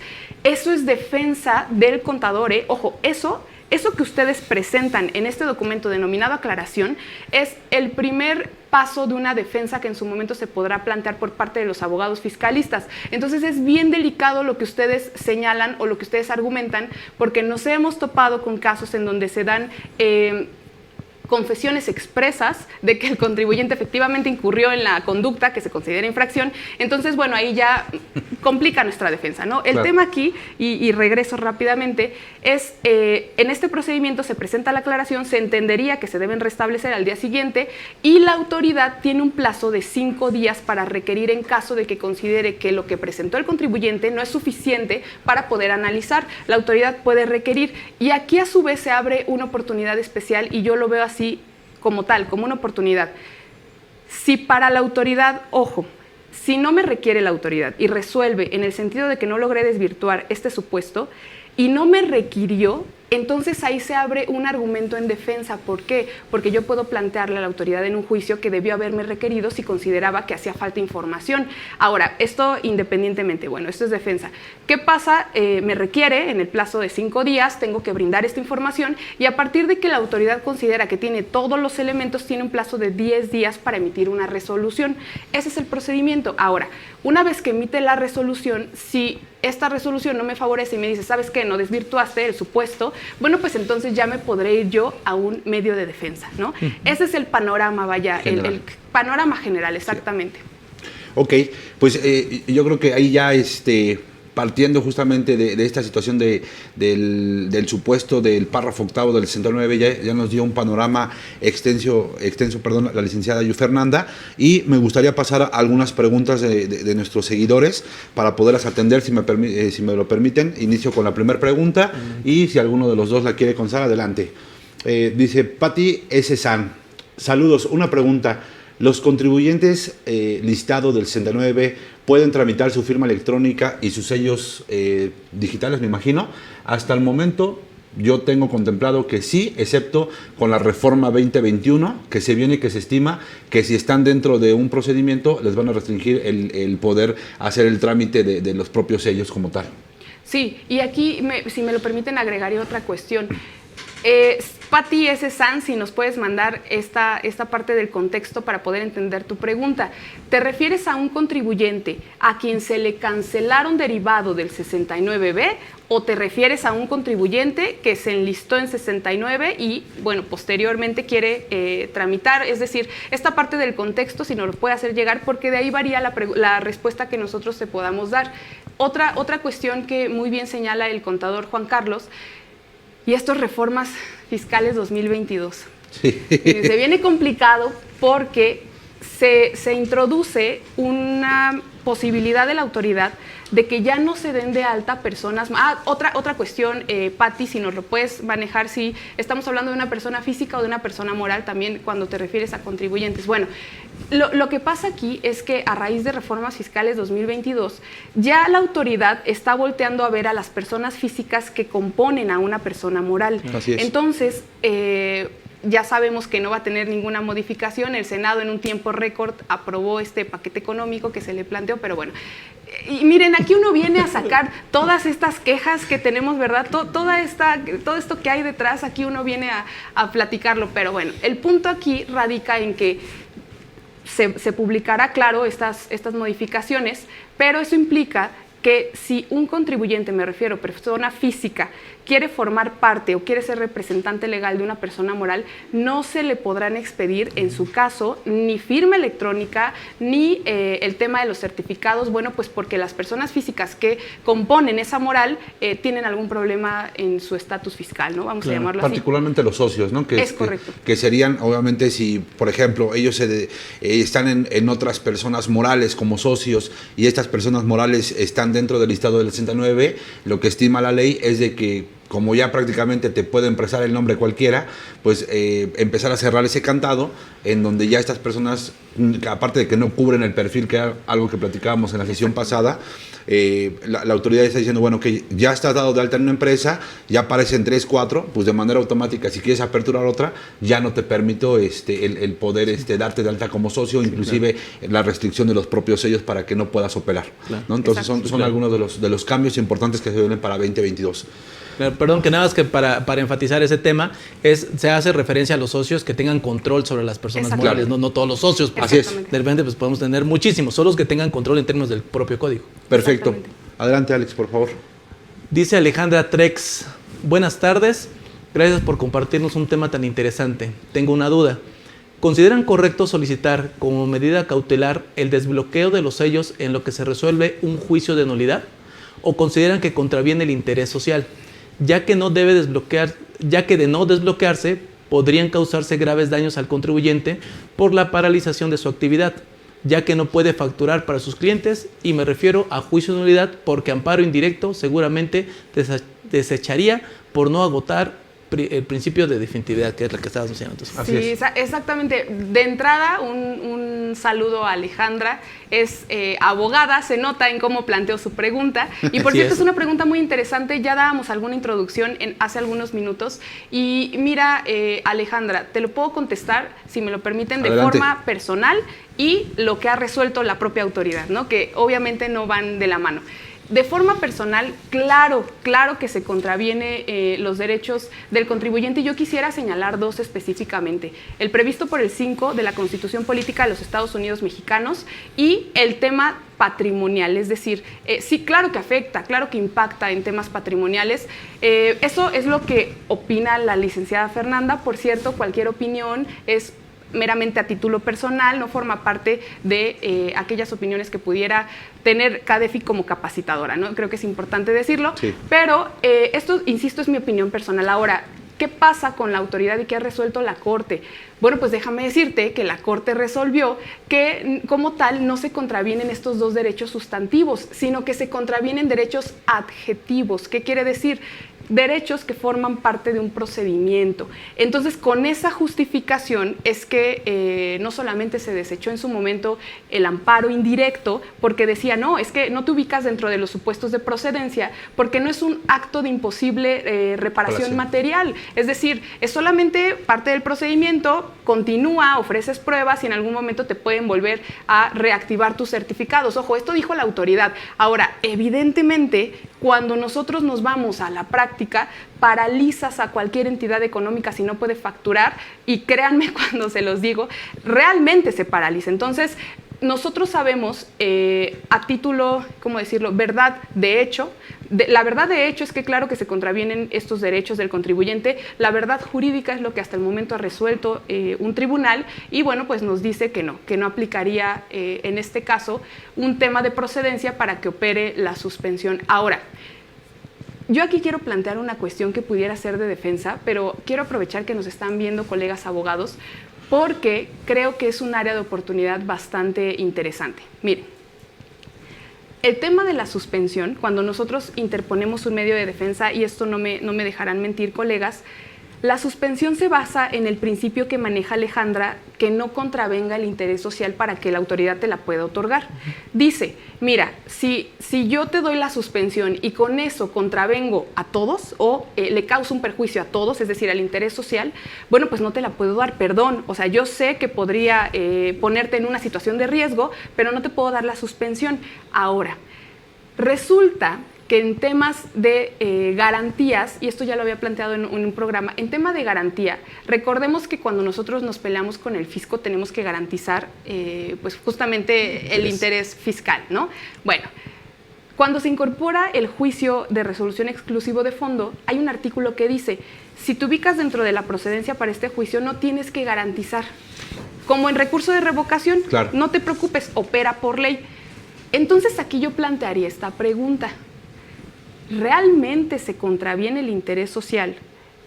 Número uno, si yo no ofrezco garantía, o mejor dicho, La garantía es un elemento indispensable para que se me otorgue o no se me otorgue la suspensión, porque ya en juicio de resolución exclusivo de fondo se dijo que no importa. Es más, sabemos perfectamente, que ese juicio debe ser cuantioso tu asunto para poder, para que se vuelva procedente. Esto quiere decir, y reformulo, esto quiere decir que si mi crédito fiscal es cuantioso, yo no te tengo que garantizar. Esto quiere decir que si no te garantizo que te voy a pagar en un momento, pues no hay ningún problema, porque me estás quitando de esta carga cuando el crédito fiscal es mucho más alto. Claro. Ahora, si este análisis lo trasladamos a algunos otros con los cuales la Corte ha justificado que no se pueda dar la suspensión, bueno, pues salvo su mejor opinión, a mí me parecería que claro que sería procedente. Así es. Sí, totalmente. Sí. Ok, pues digo, yo creo que ahí quedó más que resuelta la pregunta de la abogada. Más que resuelta. Ya nos dio una cátedra aquí la licenciada Fernanda de contencioso. Por vámonos saliendo de aquí a presentar demandas. Sí, ¿verdad? Ok, perfecto. Adelante, licenciada, por favor. Nos pregunta Juan Tribudey Israel. Una pregunta. ¿Qué significa que se despenalice la defraudación fiscal? Que yo creo que es por la nota que salió apenas en la semana, ¿no? Es correcto, y si me lo permiten, de hecho, la tecnología nos permitió estar simultáneamente en otro programa platicando con un abogado penalista y justamente tocamos este punto. Miren, la nota dio muchas especulaciones derivadas de falta de información y que son incorrectas.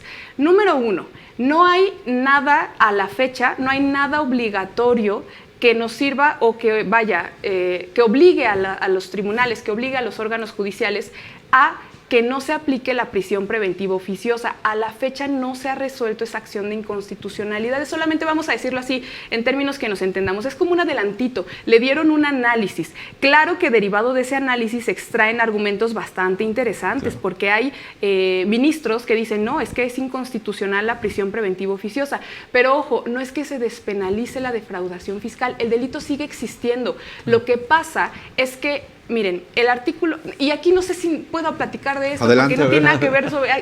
yo les dije, ustedes me ponen una hasta aquí, miren. Diría Tavo, este programa. No, pues no me hubieran dicho antes, miren.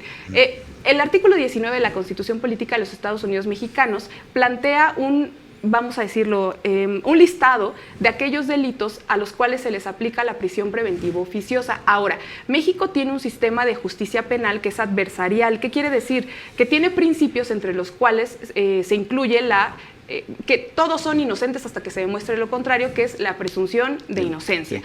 Ahora, salvo su mejor opinión, la prisión preventiva oficiosa contraviene la presunción de inocencia. ¿Por qué? Claro. ¿Cómo te voy a tener yo privado de tu libertad si se supone que te trato como inocente, ¿no? Claro. Bueno, eso se ha venido planteando durante mucho tiempo respecto al 19 de la Constitución. Se dice es inconvencional. Bueno, punto y aparte. ¿Qué pasó a raíz de esta nota?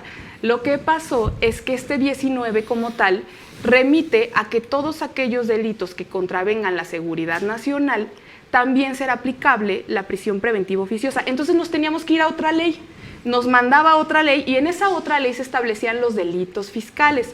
Ahora, lo único que se analizó es que los delitos fiscales no contravienen como tal el tema de la seguridad nacional, es decir, no tendría que aplicarse prisión preventiva oficiosa. Es lo único que se analizó con la debida acotación de que no hay nada obligatorio, o sea, no tenemos jurisprudencia, no tenemos ni siquiera alguna determinación firme por parte de la Corte. Fue un análisis que, por cierto, muy interesante. Claro. Y de este mismo análisis que se desprende de las acciones de inconstitucionalidad 130 y 136/2019 de la Corte de Derechos Humanos, por si las gustan descargar, es de libre consulta.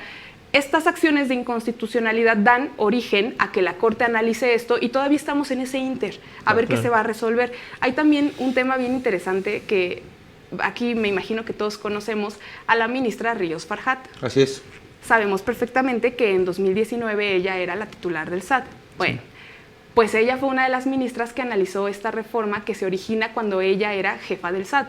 Y en este análisis que los invito a que lo consulten y si nos lo permiten aquí en CADEFI compartirlo, bueno, pues resulta que la ministra Ríos Farjat vota a favor de que la prisión preventiva oficiosa en delitos fiscales es constitucional. Claro. Pero eso sí, antes dice, no crean que está mermada mi imparcialidad. O sea, yo soy completamente imparcial, a pesar de que fui jefa del SAT en el momento en el que se aprobó y se publicó esa reforma, y vota con que es constitucional. Entonces, bueno, claro, hay bastantes temas a raíz de esta nota.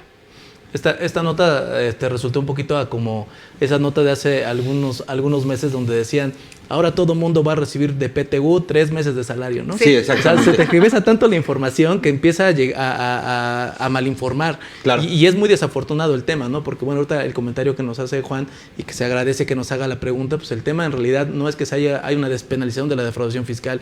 El Código de Procedimientos Penales, esto no ha cambiado, o sea, todo eso está igual. Hay una interpretación por parte de las autoridades en donde se prevé que justamente al no caer en estos supuestos, bueno, pues no se va a aplicar esa prisión oficiosa. ¿Qué significa? Que, bueno, que tengas la desfortuna de que en un proceso de defraudación fiscal, pero tengas que llevar tu proceso dentro de la cárcel, ¿no? Y, por ejemplo, si nos lo permiten, contador, sí, aquí hay otro tema bien importante.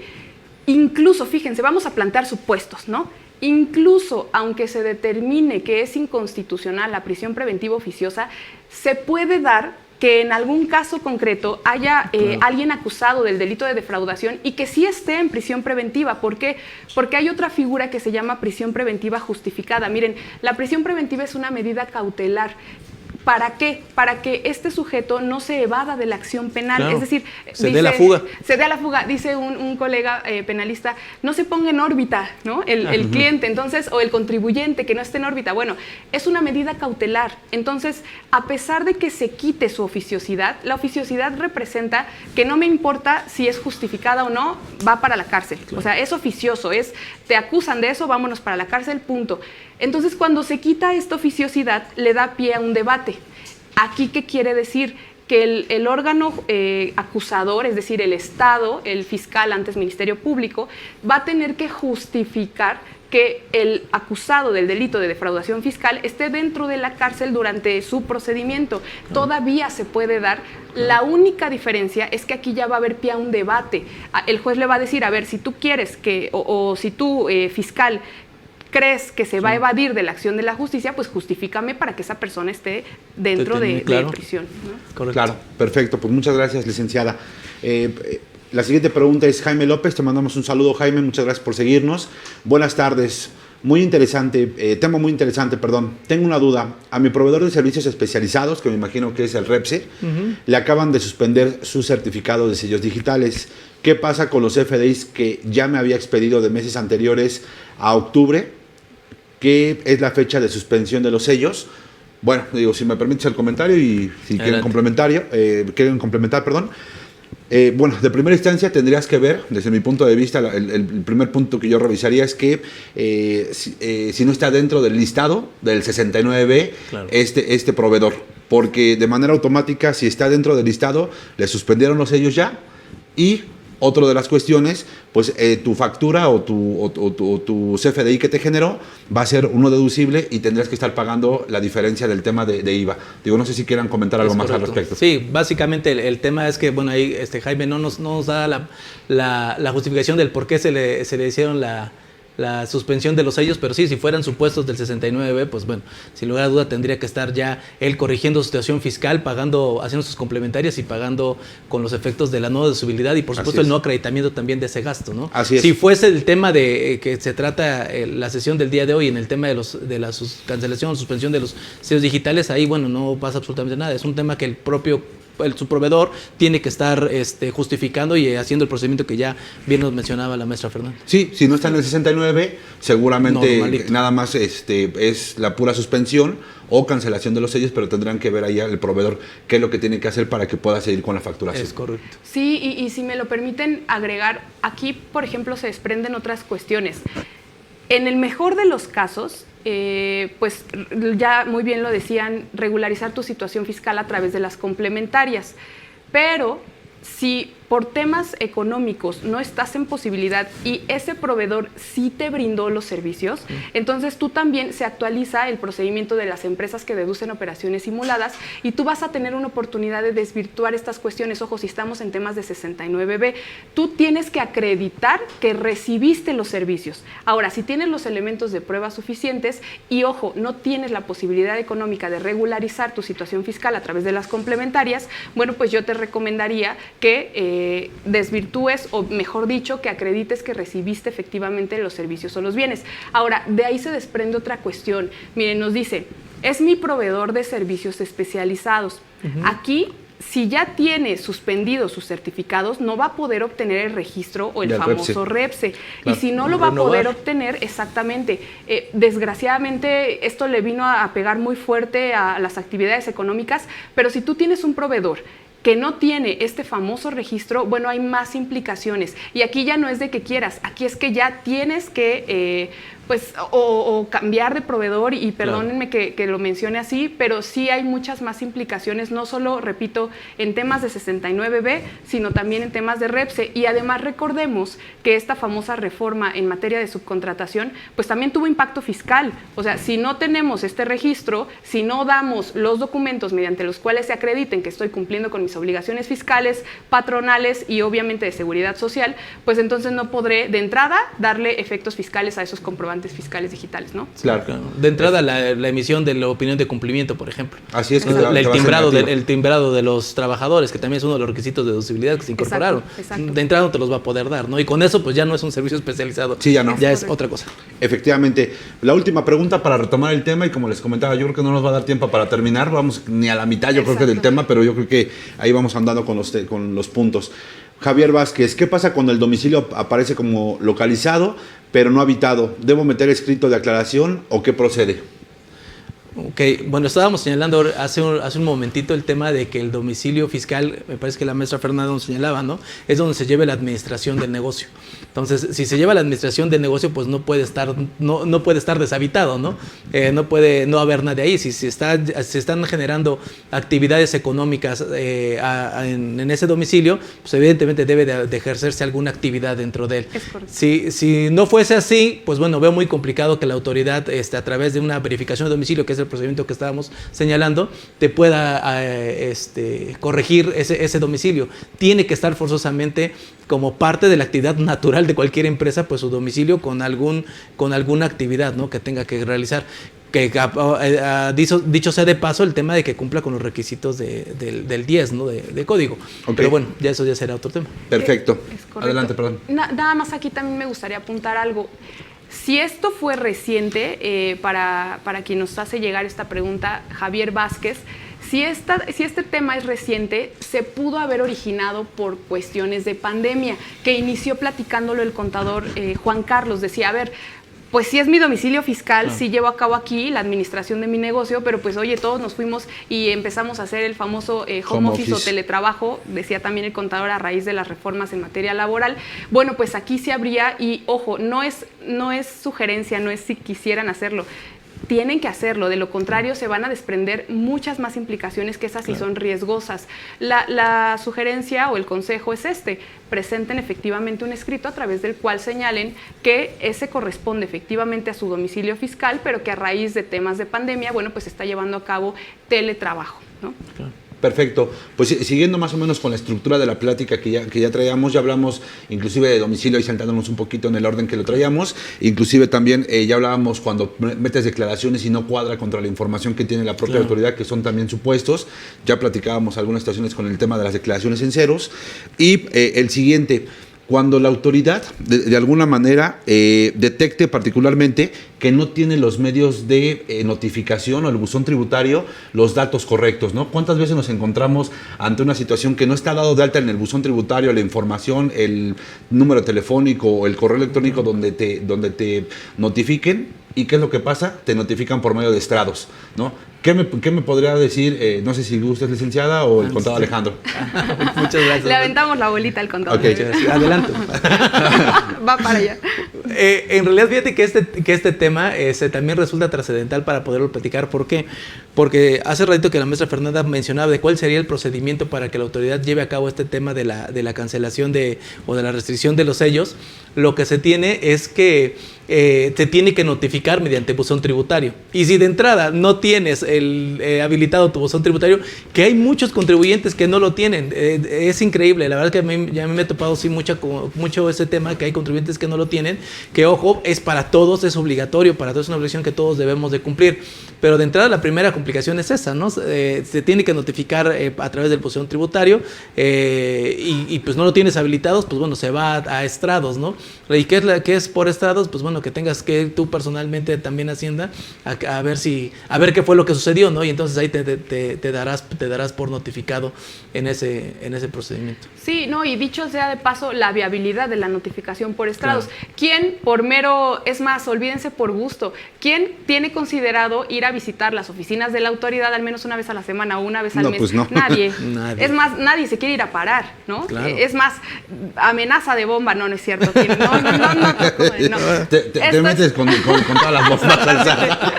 No. Pero, pues, efectivamente, cuando a uno le notifican por estrados, jamás se va a enterar, sí, ¿no? Claro. Hasta que ya tenga o procedimiento administrativo de ejecución, o hasta que ya tenga el tema de la cancelación de certificados de sellos digitales, o hasta que ya tenga una inmovilización de cuentas bancarias. Hasta que pase ese momento, uno nunca va a saber que existe una notificación por estrados. Ahora, déjenme platicarles un poquito de antecedentes, si me lo permiten, respecto a lo que comenta.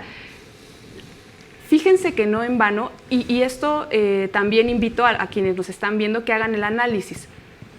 Todo lo que pasa en medios de defensa que perjudica a la autoridad, es decir, todos los juicios que se pierden, al año siguiente son reformas incorporadas en ley, y les voy a dar un ejemplo.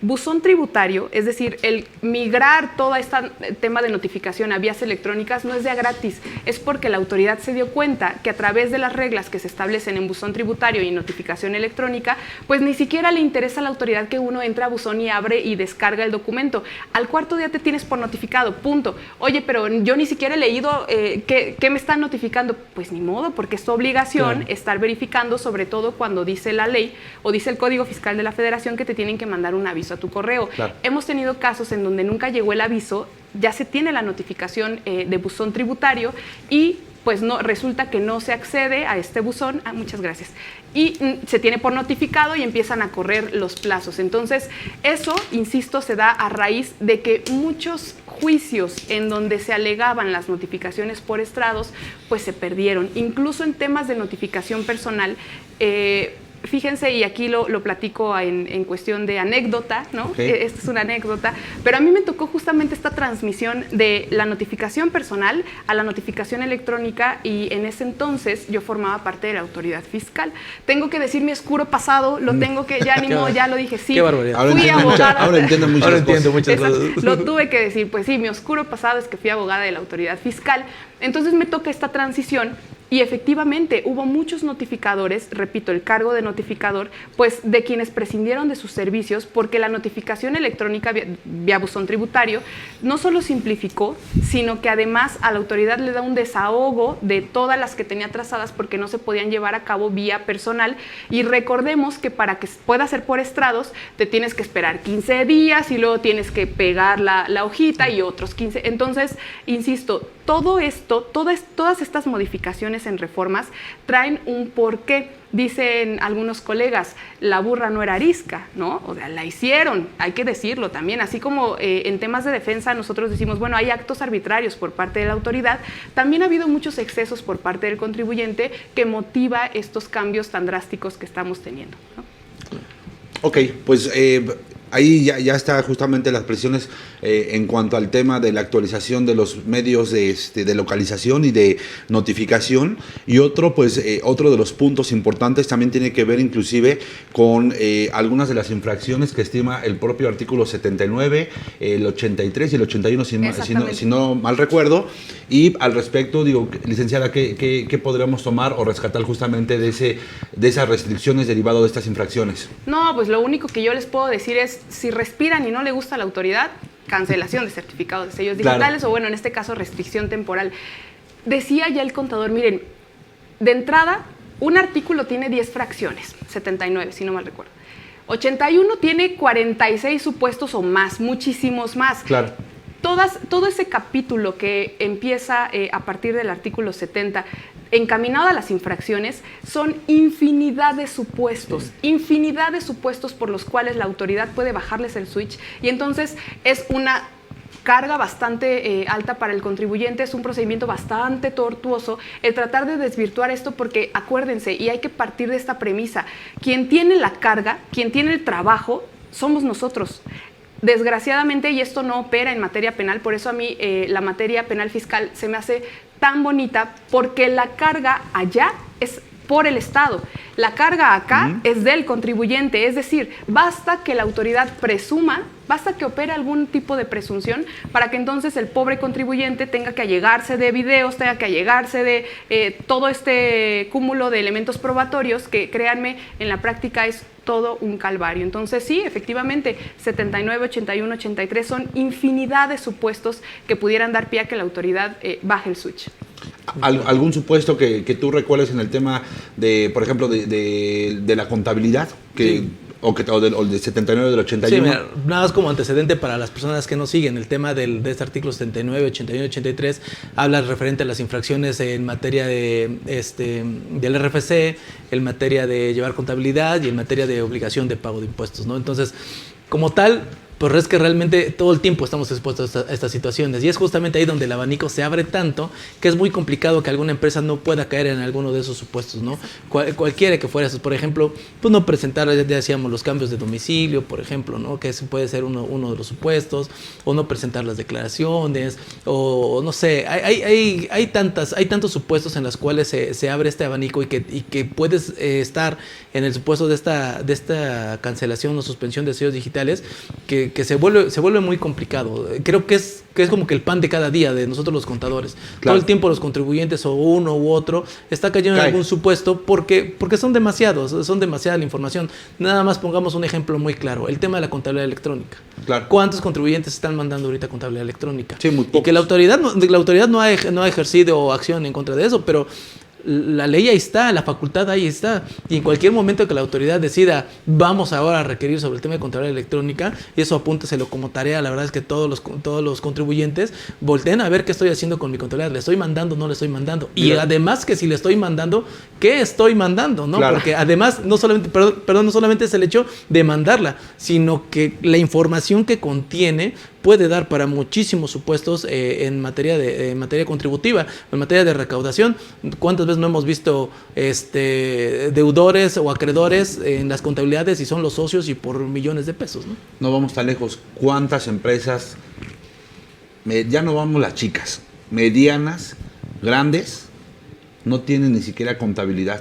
No tiene una razonabilidad los estados financieros, ¿no? O sea, digo, ya no hay que irnos al tema, yo creo que es un lujo ahorita, y lo podría llamar así, el hecho de quienes estén enviando contabilidad electrónica, pero simplemente el no envío de la pura contabilidad electrónica tiene una contingencia más o menos de 120 mil pesos al año, ¿no? Por no mandar un ejercicio, porque más o menos las multas andan entre los 8 y 10 mil pesos más o menos por no envío por periodo, ¿no? Entonces, pues ahí digo, nada más para que lo tengan en contexto, justamente el envío justamente del punto que comentaba el contador Alejandro.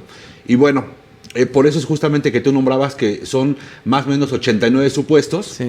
¿Por qué? Porque justamente este artículo 79, 81 y 83 marca cada uno de sus reglas, y más o menos pues han de ser como unos, ¿qué? ¿60 supuestos? ¿70? No, más. Son más menos, sí. Más los que ya ahorita vimos de este propio artículo 17H bis. Entonces, por eso es de que, ya que bien comentaba y precisaba el contador Alejandro, que son cerca de 89 supuestos para que te puedan hacer la restricción de los sellos digitales. Entonces, a ese punto se quiere llegar. Ahora, ya para ir perfilando prácticamente el cierre de la charla y dejando abierta, dependiendo a ver cuál es la por parte de nuestros seguidores, si va a haber una buena audiencia, seguir en una segunda charla posiblemente hablando de este tema, que yo creo que da para muchísimo más tema, pero me gustaría ahondar en temas de defensa. Licenciada, ¿me podrías nombrar los criterios que tú consideres más esenciales o precisos que está tomando la Corte en el tema de los sellos digitales? ¿Cuál es su pronunciamiento o cuál es el criterio que están tomando ellos? Sí, pues es bastante delicado. Ya un poquito planteábamos a nivel de introducción. En un primer momento se establece por parte, y aquí lo quiero platicar también como una historia. Primero, un tribunal colegiado establece que efectivamente se daba la procedencia del amparo indirecto porque nos ubicábamos en el hecho de que se trataba de un acto de imposible reparación material. Después, otro colegiado resuelve en sentido contrario y ese encuentro, de criterios contradictorios, bueno, pues da pie a que la Corte analice. Ahora, en este análisis surgen varios pues pronunciamientos también por parte de las autoridades.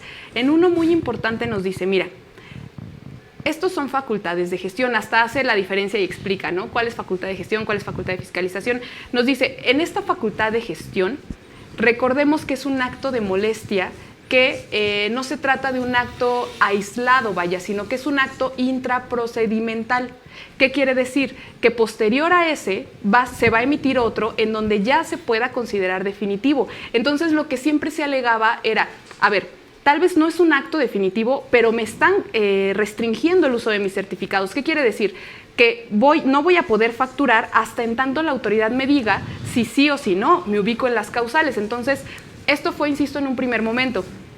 Dice la Corte, no solamente no es definitivo, se trata de un acto intraprocedimental, sino que además dice, mira, yo sé que te causa una afectación, pero es una afectación temporal. Después se puede quitar, si tú desvirtúas, pues no te preocupes, después puedes acreditar, dependiendo del supuesto, que ya decía el contador, es infinidad de supuestos, pero bueno. Entonces dicen las autoridades que se encargan de resolver estas controversias, dicen, mira, número 1, es un acto de molestia intraprocedimental. Número 2, sí te causa un perjuicio, pero es temporal. O sea, en algún momento se pueden reactivar tus certificados. Entonces, ahí ya nosotros íbamos peleando contra marea. Número 3, decía, no es procedente el amparo indirecto. Entonces, ¿qué teníamos que hacer? Bueno, pues esperarnos hasta en tanto se emitiera la resolución definitiva y ya contra esa hay otro criterio que se emite en el sentido de decir el juicio de nulidad sí es procedente. Y aquí, dicho sea de paso, Prodecon logra también un criterio bastante interesante en donde dice, mira, hubo un contribuyente que interpone un medio de defensa, me refiero a un juicio, contra la resolución definitiva de cancelación de certificados, ¿no? Entonces, recordemos, es un primer documento que se le notifica al contribuyente y finaliza con la resolución. Entonces decía en este caso este asunto, mira, el contribuyente contraviene este primer documento y se resuelve por parte del tribunal en el sentido de que no lo puede hacer, que se limite a contravenir la resolución definitiva. Entonces en este criterio, repito, obtenido por Prodecon, le dice, no, a ver, dame un segundo. Cuando impugna la definitiva, puede impugnar absolutamente todos aquellos documentos emitidos en este ínter del procedimiento, incluso el primero que se emite. Es un símil a una visita domiciliaria en donde tenemos la orden de visita y tenemos la resolución definitiva. Bueno, cuando nosotros impugnamos una visita domiciliaria, podemos controvertir tanto la resolución como absolutamente todo lo que haya en ese ínter. Este, repito, es un criterio bien interesante. Hay otro criterio por parte de la Corte en donde nos dice, mira, amparo indirecto es improcedente, te puedes ir a juicio, pero además, si bien es cierto, se han resuelto en contra del contribuyente, le decía hace un momento, jurídicamente vamos contra viento y marea, pero a raíz de la reforma se crea la restricción temporal. Entonces, uno de los criterios adoptados por la Corte dice, no, cancelación de certificados, al ser facultad de gestión, al ser un acto intraprocedimental sería la palabra correcta, no opera el derecho a una audiencia previa. Este es otro criterio que emite en su momento un tribunal. Dice, no, aquí no opera. Pero se da la reforma, entonces ya tenemos la posibilidad de desvirtuar y seguir operando. Entonces, insisto, miren, hace algunos años yo les podría afirmar que temas de defensa jurídica en cuestiones fiscales estaban algo divorciados de cuestiones políticas. Hoy en día yo les puedo afirmar que lo que escuchemos por una conferencia matutina, el día, no sé, dentro de un mes lo podemos tener como una reforma. Entonces, hoy en día están completamente vinculadas las cuestiones políticas, lo que ustedes escuchan en una conferencia matutina, a lo que podemos tener el día de mañana como reforma, y es más, y más grave, a lo que pueden resolver los órganos judiciales, que se entendería que por eso son 3 poderes, que por eso somos una república, en donde si el Ejecutivo dice una locura, al menos tenemos al judicial quien dice, no, cálmate, ¿no? Eso no se puede. ¿Por qué? Porque contraviene sus derechos. En temas fiscales es delicado ese punto, ¿no? Ahí vamos. Sí. Ok, muy bien. Muchísimas gracias, licenciada. Contador, en cuestiones del 69 bis, que tiene que ver con cuestiones ya de pérdidas o aplicación derivada de esto, ¿podría haber una restricción de sellos digitales? Sí, totalmente. También lo contempla. Digo, es también una de las partes que está contemplando este 17H bis, que es justamente el hecho de que se dé o se presuma el supuesto de que se están trasladando pérdidas fiscales de manera indebida, ¿no? Y esto obviamente, repito, es a colación de la información que la propia autoridad tiene. Entonces, si derivado de esta información que obra ya en manos de la autoridad, se da el supuesto, que ese también tema lo platicaba la maestra Fernanda y que creo que es bien interesante señalar, el hecho de que este tema de la suspensión de los sellos digitales, como el tema del 69B, todos van a raíz de una suposición por parte de la autoridad. Presupone, ¿no?, que estás en esos supuestos y, bueno, la carga de la prueba se la da al contribuyente para que éste pueda emitir aquí sus comentarios, ¿no? Pero sí, básicamente, atendiendo a la respuesta, sí, hay un supuesto que lo determina, que si se existe el traslado de pérdidas fiscales de manera indebida, también estás en un supuesto de cancelación de sellos, ¿no? Ok. Complementando también o abonando un poquito más de manera propositiva a lo que la maestra Fernanda comentaba, inclusive ahorita para 2022, en la reforma 2022, hay también una de las modificaciones más importantes que hay en este tema de cancelación o suspensión de sellos, tiene que ver con el hecho de que anteriormente se preveía que cuando tú entrabas al proceso de suspensión de sellos, si no desvirtuabas o si no corregías tu situación fiscal, se te hacía la cancelación total y entonces te ibas al 17H. Y este 17H contemplaba dentro de sí mismo otra vez un procedimiento de aclaración. Entonces hacías la aclaración o podrías hacer la aclaración en el tema o el supuesto de suspensión y después en el supuesto de restricción ya definitiva. Ahorita lo que se está contemplando en esta reforma es aclarar de manera precisa que ya ahí ya no aplica otra aclaración, ¿no? Porque ya lo que intentaste aclarar acá, que no se resolvió y que quedaste en un supuesto ya de cancelación definitiva, tendrías que ir forzosamente a medios de defensa. Exactamente. Ok, perfecto.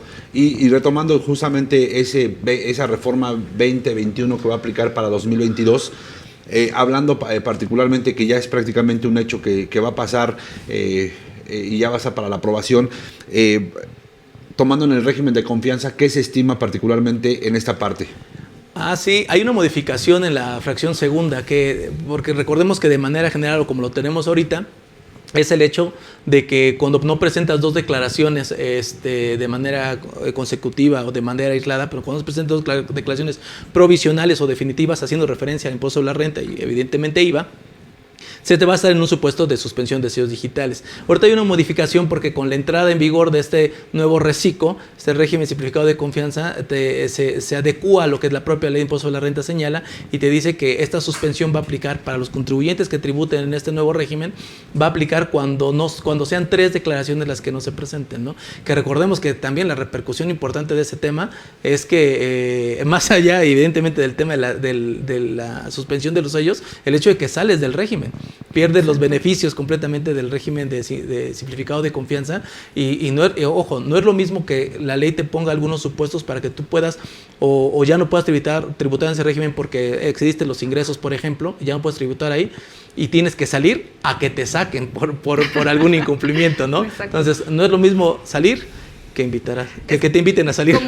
Como dicen allá en su casa, Morelos, no es lo mismo decir me fui a me fueron. Me fueron, ¿no? Exactamente. Claro. Sí, es totalmente diferente. Y hay que tener mucho cuidado con ese tema, porque de repente algunos contribuyentes no son tan ordenados, no somos tan ordenados a la hora de nuestros cumplimientos y nos hace muy sencillo, pues no presentar 1 o 2 pagos provisionales. Los beneficios o la frutita que nos da la autoridad en este tema del RECICO, que son estas tasas tan reducidas, claro, se pueden perder a raíz de este incumplimiento, ¿no? Además, evidentemente, de la modificación que se prevé en el 17H bis. Perfecto. tus comentarios respecto a la modificación que tiene que ver cuando el contribuyente se pueda resistir y que se prevé ya para el siguiente año, se pueda resistir a una visita domiciliaria, en la restricción. Pues mira, contador, justamente le diste al punto en este supuesto, porque esta modificación surge a raíz de los medios de defensa. Okay. En medios de defensa se obtuvieron sentencias favorables porque la autoridad, recuerden, al inicio de esta plática decíamos, todo depende de la motivación del actuar de la autoridad. ¿A qué me refiero? Que te explique las causas que originaron lo que está haciendo. Bueno, resulta que la autoridad motivaba el tema de que se resistiera o que se opusiera al desarrollo de una facultad de comprobación o de fiscalización, y ese supuesto todavía no se encontraba, pues que a su vez diera origen o habilitara a la autoridad para llevar a cabo esta cancelación o restricción temporal. Eso no se contemplaba. Entonces, cuando la autoridad motivaba esa circunstancia, bueno, pues efectivamente se contravenía un tema que era indebida motivación, que para aquellos colegas, abogados que nos están escuchando saben perfectamente que es trascendental para que se declare ya sea nulidad lisa y llana o nulidad para efectos, dependiendo de qué fue lo que no se motivó debidamente, ¿no? Entonces, esto, insisto, se da en medios de defensa y entonces la autoridad dice, bueno, pues no te preocupes, para que ya no me vuelva a equivocar, bueno, pues ahora lo agrego a norma y solamente dependerá que yo circunstancie este supuesto y entonces ya me va a dar pie a que pueda llevar a cabo esta otra facultad. Este fenómeno se ha dado, insisto, se ha visto muchísimo en el sentido de que la autoridad recoge y lo denominan ellos agravios recurrentes. ¿Cuáles son los agravios recurrentes fundados? Y con base en esto es que se proponen las modificaciones, porque recordemos que quien propone esta miscelánea fiscal, pues la Secretaría de Hacienda y Crédito Público, ¿no? Entonces, ¿qué es el SAT? Pues un órgano desconcentrado de la Secretaría de Hacienda y Crédito Público. Pues ¿quién creen que le manda la información? Pues la Administración Desconcentrada Jurídica, que es quien se encarga de llevar a cabo o de ver todo este tipo de asuntos. Claro. Perfecto.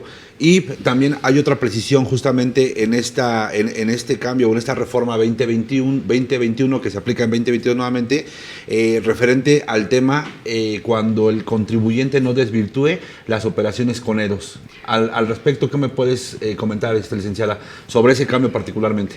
No, esto, miren, desde antes de que he tenido la oportunidad de estar en varios foros hablando sobre cuál es el panorama fiscal 2022 y desgraciadamente ha sonado mucho en notas, en medios de comunicación, el tema del RFC para menores de edad y el tema de las donatarias, que sí es un golpe muy fuerte, por cierto, donatarias, pero bueno, salvo mejor opinión de aquí mis colegas, el golpe más fuerte lo tenemos en las nuevas facultades que va a tener la autoridad. Ese sí es un tema delicado y justamente aquí el contador acaba de tocar un punto, pues me atrevería a afirmar es uno de los más delicados que nosotros podemos llegar a ver. Y esto, miren, el tema de las EDOS, algunos colegas lo manejan como una extorsión por parte de la autoridad. Y sí, con esta palabra, sí, tal cual, como una extorsión. ¿Por qué? Porque las EDOS, recordemos que a diferencia de las CEFOS, quienes sí son notificadas a través de un buzón tributario, en un primer momento las EDOS no. Las EDOS tienen que estar al pendiente de la publicación en estas famosas listas negras. Y bueno, aquí dicho sea de paso, ya que vamos a dar no solamente problemas, sino también soluciones, claro, hay algunos software que se dedican a, de manera inmediata, identificar. Exactamente, entonces, pero bueno. La cuestión aquí radica en que las pobres EDOS, fíjense, quiero plantear el panorama de las EDOS, ahora que lo comentan. Sí. Las EDOS, para empezar, y aquí yo vengo a sacar aquí todas mis inconformidades, miren, de entrada, a las pobres EDOS ni siquiera se les notifica legalmente. Esto es una controversia que se viene planteando en medios de defensa desde hace mucho tiempo, ¿no? ¿Se han obtenido sentencias favorables? Claro que sí. ¿Por qué? Porque esto contraviene el principio de debido proceso. Es decir, cuando tú vas a ser molestado por parte de una autoridad, pues tiene que haber una debida notificación. Bueno, le llaman a algunos colegas emplazamiento en algunas otras materias. Aquí es que tengas conocimiento de qué te está haciendo la autoridad. Bien. Número 1, no se les notifica a diferencia de las CEFOS. Número 2, las EDOS muchas veces sí recibieron los servicios. Recordemos que las EDOS son quienes deducen, es decir, tuvo que haber una empresa que fuera proveedor o tuvo que haber alguna otra que le expidiera un comprobante y entonces esa EDO le da efectos fiscales. Bueno, posiblemente sí recibió los servicios y aquí quisiera culminar con la participación del contador, aprovechando que tenemos un experto en control interno, pero resulta que no tenía pues documentos, no tuvo la diligencia de tomar fotografías, no tuvo la diligencia de guardar cualquier prueba que en algún momento le lleve a acreditar materialidad, ¿no? Que sí recibió los servicios, y entonces, bueno, pues sí recibió servicios, pero no tiene forma de, y ahora tiene que regularizar su situación fiscal a través de la presentación de las complementarias, ¿no? Que eso implica, bueno, una carga económica bastante alta. Bueno, por si eso no fuera poco, resulta que ahora a raíz de reformas fiscales 2022, pues ya también se pretende que ellas no puedan acceder a un procedimiento a través del cual, yo lo veo así, como una audiencia previa. Es decir, sí, claro, si me ubico en el supuesto, pues aplica los efectos de ese supuesto, pero dame la posibilidad de ser oído y de ser vencido en un procedimiento, ¿no? Que efectivamente tenga ese momento en el cual desvirtúo esa posibilidad. Entonces, fíjense, aquí quiero hacer otro apunte que me parece es bien importante.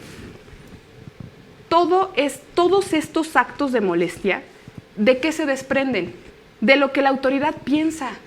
La autoridad nos ha venido demostrando que para ella somos evasores desde que nacemos.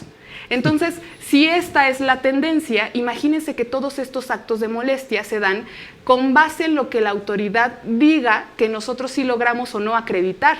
Entonces, yo le puedo aventar todo, e insisto, esto es un caso real, yo le puedo aventar todos mis elementos probatorios, le argumento, bueno, casi me traigo al Papa para que le dé la bendición, y la autoridad me dice, no, para mí no es suficiente. Pues claro que no va a ser suficiente porque al final del día es juez y parte. Es decir, ella te molesta, ella te notifica el acto de molestia, si bien te va, porque recordemos que E2 no hay notificación, pero si bien te va, ¿no? Entonces, y además ella es la que te dice si lo hizo o no lo hizo bien. Y todo esto te lo llevas con tus certificados cancelados, ¿no? Bueno, con restricción en el mejor de los casos.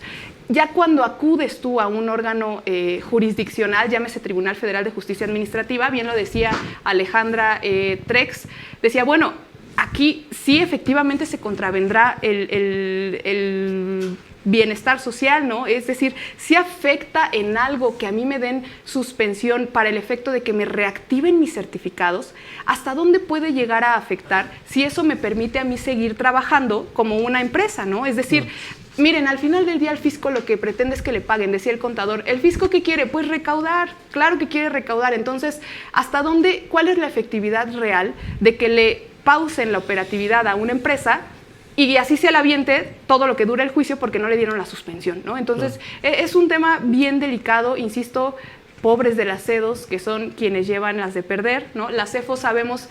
Y aquí ya, mire, lo último, contador, de verdad, ya es lo último, no te porque preocupes. ya nos faltan solamente 10 minutos y sí me gustaría mucho escuchar al contador Juan Carlos. Miren, resulta que, ya está, se me olvidó qué les iba a decir, no, de tanta coraje que tengo aquí, miren, resulta que las CEDOS, sabemos perfectamente, ya les platiqué el procedimiento, pero por si eso fuera poco, cuando nosotros analizamos muchas de las medidas que tiene la autoridad fiscal y los comparamos con otros países, es más, los comparamos con Venezuela, y no por denostar a Venezuela evidentemente, sino porque Venezuela tiene un sistema político delicado, ¿no? Pero su autoridad fiscal sabe perfectamente que el tema de las listas negras contraviene los derechos de sus contribuyentes porque es una acusación previa a que sea oída y vencida. Es decir, le están diciendo que es un evasor previo a que efectivamente un órgano judicial diga que lo es, ¿no? Entonces, bueno, eso es un punto. Por si eso no fuera poco, pues resulta que cuando nosotros hablamos de EFOS, desde hace muchos años, Código Fiscal de la Federación ya establece la posibilidad que desde antes de que se den de alta, la autoridad, me refiero a SAT, me refiero a Administración Desconcentrada de Servicios al Contribuyente, identifique cuál es el domicilio fiscal y si éste reúne los requisitos del 10. ¿Por qué? Porque desde hace muchísimos años tienen la facultad de identificar a través de geolocalización cuál es este domicilio. Mi pregunta obligada sería, ¿por qué se siguen creando EFOS entonces? ¿No? O sea, ¿por qué se siguen dando de alta? ¿Por qué este combate directo que así en medios de comunicación lo manejó el procurador fiscal, que hay un combate directo contra las empresas factureras? Eso es materialmente imposible. ¿Por qué? Porque las factureras no son identificables. Quienes sí son identificables, ¿sabes quiénes son? Las CEDOS. ¿Y sabes quiénes son esas pobres CEDOS? Quienes por problemas de control interno sí llevaron a cabo las actividades, pero no tienen la forma de acreditarlo. ¿Por qué? Porque no tuvieron esta diligencia, se tiene que decir, no tuvieron esta pericia de guardar esos documentos, pero sí recibieron los servicios. Autoridad fiscal, tú estás para promover desarrollo y recaudar, no para acabar con la base gravable y que al final del día tengas a todos de los delincuentes fiscales o a todos los cancelados de certificados y entonces ya nadie te paga, ¿no? Me parece que es lógica básica. En fin, eso era todo, contador. Muchas gracias. Ok, está bien. Pues yo creo que uno de los puntos importantes que siempre hemos platicado aquí dentro de la capacidad es justamente esa parte de la gestión de riesgos. Y dentro de esa gestión de riesgos es identificar cuáles son tus riesgos operativos, cuáles son tus riesgos financieros, cuáles son tus riesgos legales y hoy en día hasta tus riesgos normativos. Y dentro de esa parte de los riesgos normativos es evaluar pues justamente los impactos que puedes tener en una operación que puedes tener con clientes y proveedores. Por eso es de que siempre hemos dado el tema de la cultura en donde hoy sí o sí tendría que haber un procedimiento para operar con clientes y proveedores, ¿no? Y yo creo que soy bastante repetitivo en esa situación, pero siempre viene a colación por los temas de fiscalización que hoy tiene la autoridad. En ese sentido, quiero ser muy breve. Tienen que tener muy definido un procedimiento para poder operar con proveedores, en donde identifiquen inclusive quiénes son los propios socios de las empresas con quienes están operando, tener un checklist de ciertas cuestiones que tienen que revisar ustedes antes de operar con clientes y proveedores para poder evitar justamente este tipo de situaciones, este tipo de contingencias. Y bueno, ya si les gusta bailar reggaetón, que era lo que platicábamos la otra cosa, pues ya es otra situación muy aparte. Pero particularmente si quieren evitarse contingencias, empiecen a aplicar el tema de la gestión de riesgos, que es esto que acabo de comentar, ¿no? Entonces, no sé si quieras comentar algo más, Alex, para prácticamente ir concluyendo el tema. Nos faltaron temas de criterios de la Prodecon. Nos faltaron terminar el tema del 2022, todavía algunos puntos que nos hacen falta y yo creo que podríamos ya ahondar, inclusive ya irnos al tema de la cancelación definitiva, los medios de impugnación ya como tal. Entonces, pues ahí no sé cómo nos fue en el tema de la audiencia, pero yo creo que este programa daría para otro más. Entonces, tus comentarios, Alex, y ya para ir despidiendo. Claro, pues bueno, antes de que se nos vaya la oportunidad, pues bueno, agradecerte, amigo, la invitación. Créeme, me sentí muy a gusto platicando con ustedes. Además, bueno, ya había tenido oportunidad de sentarme con ustedes y intercambiar algunos puntos. La verdad es que muy agradecido por el tema y espero que las aportaciones pues hayan sido suficientes o atinadas para el público que nos hace favor de seguirnos. Acabas de tocar, creo la forma en la que debemos de concluir este tema. El tema del aseo administrativo que deben de tener las empresas a efectos de estar lo más respaldadas, los más resguardadas posibles para no tener contingencias de este tipo. Y aún así con un buen control, y aún así con una buena administración, y aún así con un buen aseo administrativo, aún así seguirán en un tema de riesgo, siempre, porque repito, terminamos siendo culpables antes de cualquier cosa de los ojos de la autoridad, terminamos siendo culpables, terminamos siendo evasores, y por la autoridad con los ojos nos ven. Al final de cuentas, nos ven de esa forma, y pues nosotros tenemos que entregar los elementos suficientes para efectos de que no nos consideren así. Algo bien importante con lo que me gustaría a mí cerrar la charla es el tema de que muchas veces nos vamos con la falsa idea de que este tipo de acciones que están llevando a cabo por parte de la autoridad tienen que ver con la administración federal que tenemos ahorita, ¿no? Con el gobierno que se tiene en turno. En realidad, a lo mejor sí un tanto podría ser, ya lo platicaba la maestra Fernanda, ¿no?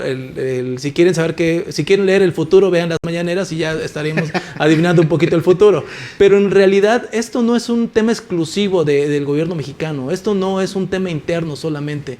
Recordemos que todas estas reformas que estamos viviendo y todas esas cuestiones que se están dando son a raíz de presiones internacionales o de acuerdos internacionales que se están dando. Y el tema de la eliminación del outsourcing, por ejemplo, tuvo que ver exclusivamente con un tema internacional.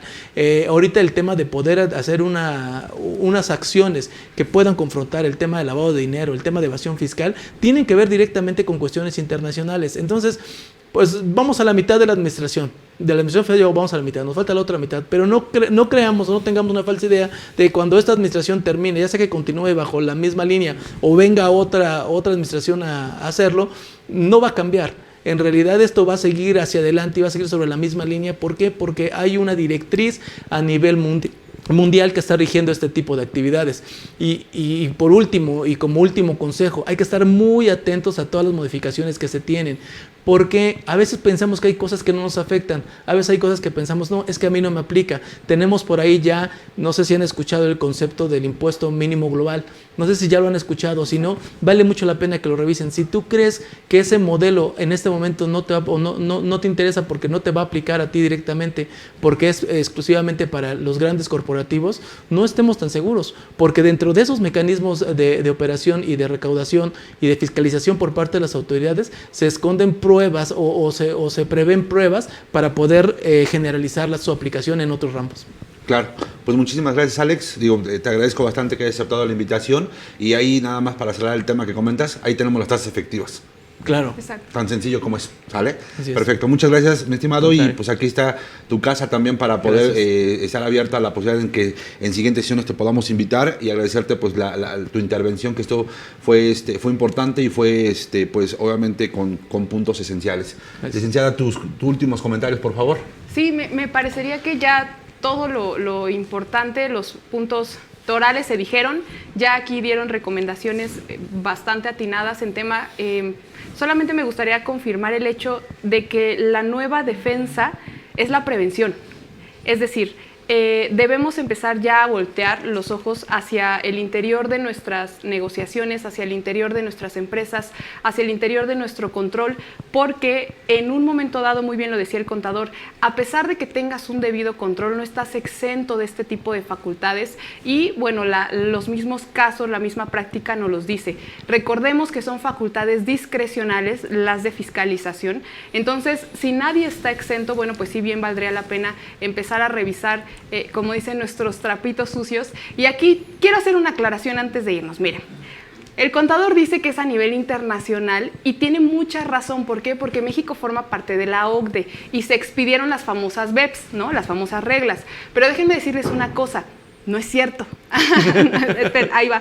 Miren, a través de estas BEPS se establece, y les voy a dar un ejemplo, se establecen los esquemas reportables, pero cuando nosotros leemos la regla que efectivamente dio origen a la creación de los esquemas reportables, el Estado mexicano se está extralimitando, porque a raíz de esa normatividad internacional no se nos obliga a que llegue a tal extremo. Tenemos multas millonarias, tenemos obligaciones de forma, es decir, de informar, que créanme va mucho más allá de lo que a nivel internacional se puede estar encaminando. Entonces es muy cierto, México forma parte de organismos internacionales, pero también la administración actual está extralimitando estas normatividades internacionales, y bueno, ahí es donde entramos nosotros los abogados a presentar los medios de defensa correspondientes, ¿no?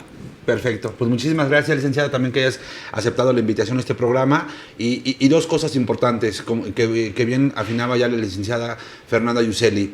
La mejor guerra o la mejor pelea que podemos tener en una guerra es aquella que no se hace o que no se ejercita como tal, y hoy creo que es el lema principalmente del tema de la defensa fiscal. Y otro punto importante que no tiene nada que ver ya cerrando el tema, es el siguiente programa, es el aniversario de charlas fiscales entre amigos, así que los invitamos a que puedan estar presentes en esa charla, y agradeciendo por siempre la preferencia. Muchas gracias a todos por su atención, y nos estamos viendo en la siguiente charla fiscal entre amigos. Hasta luego.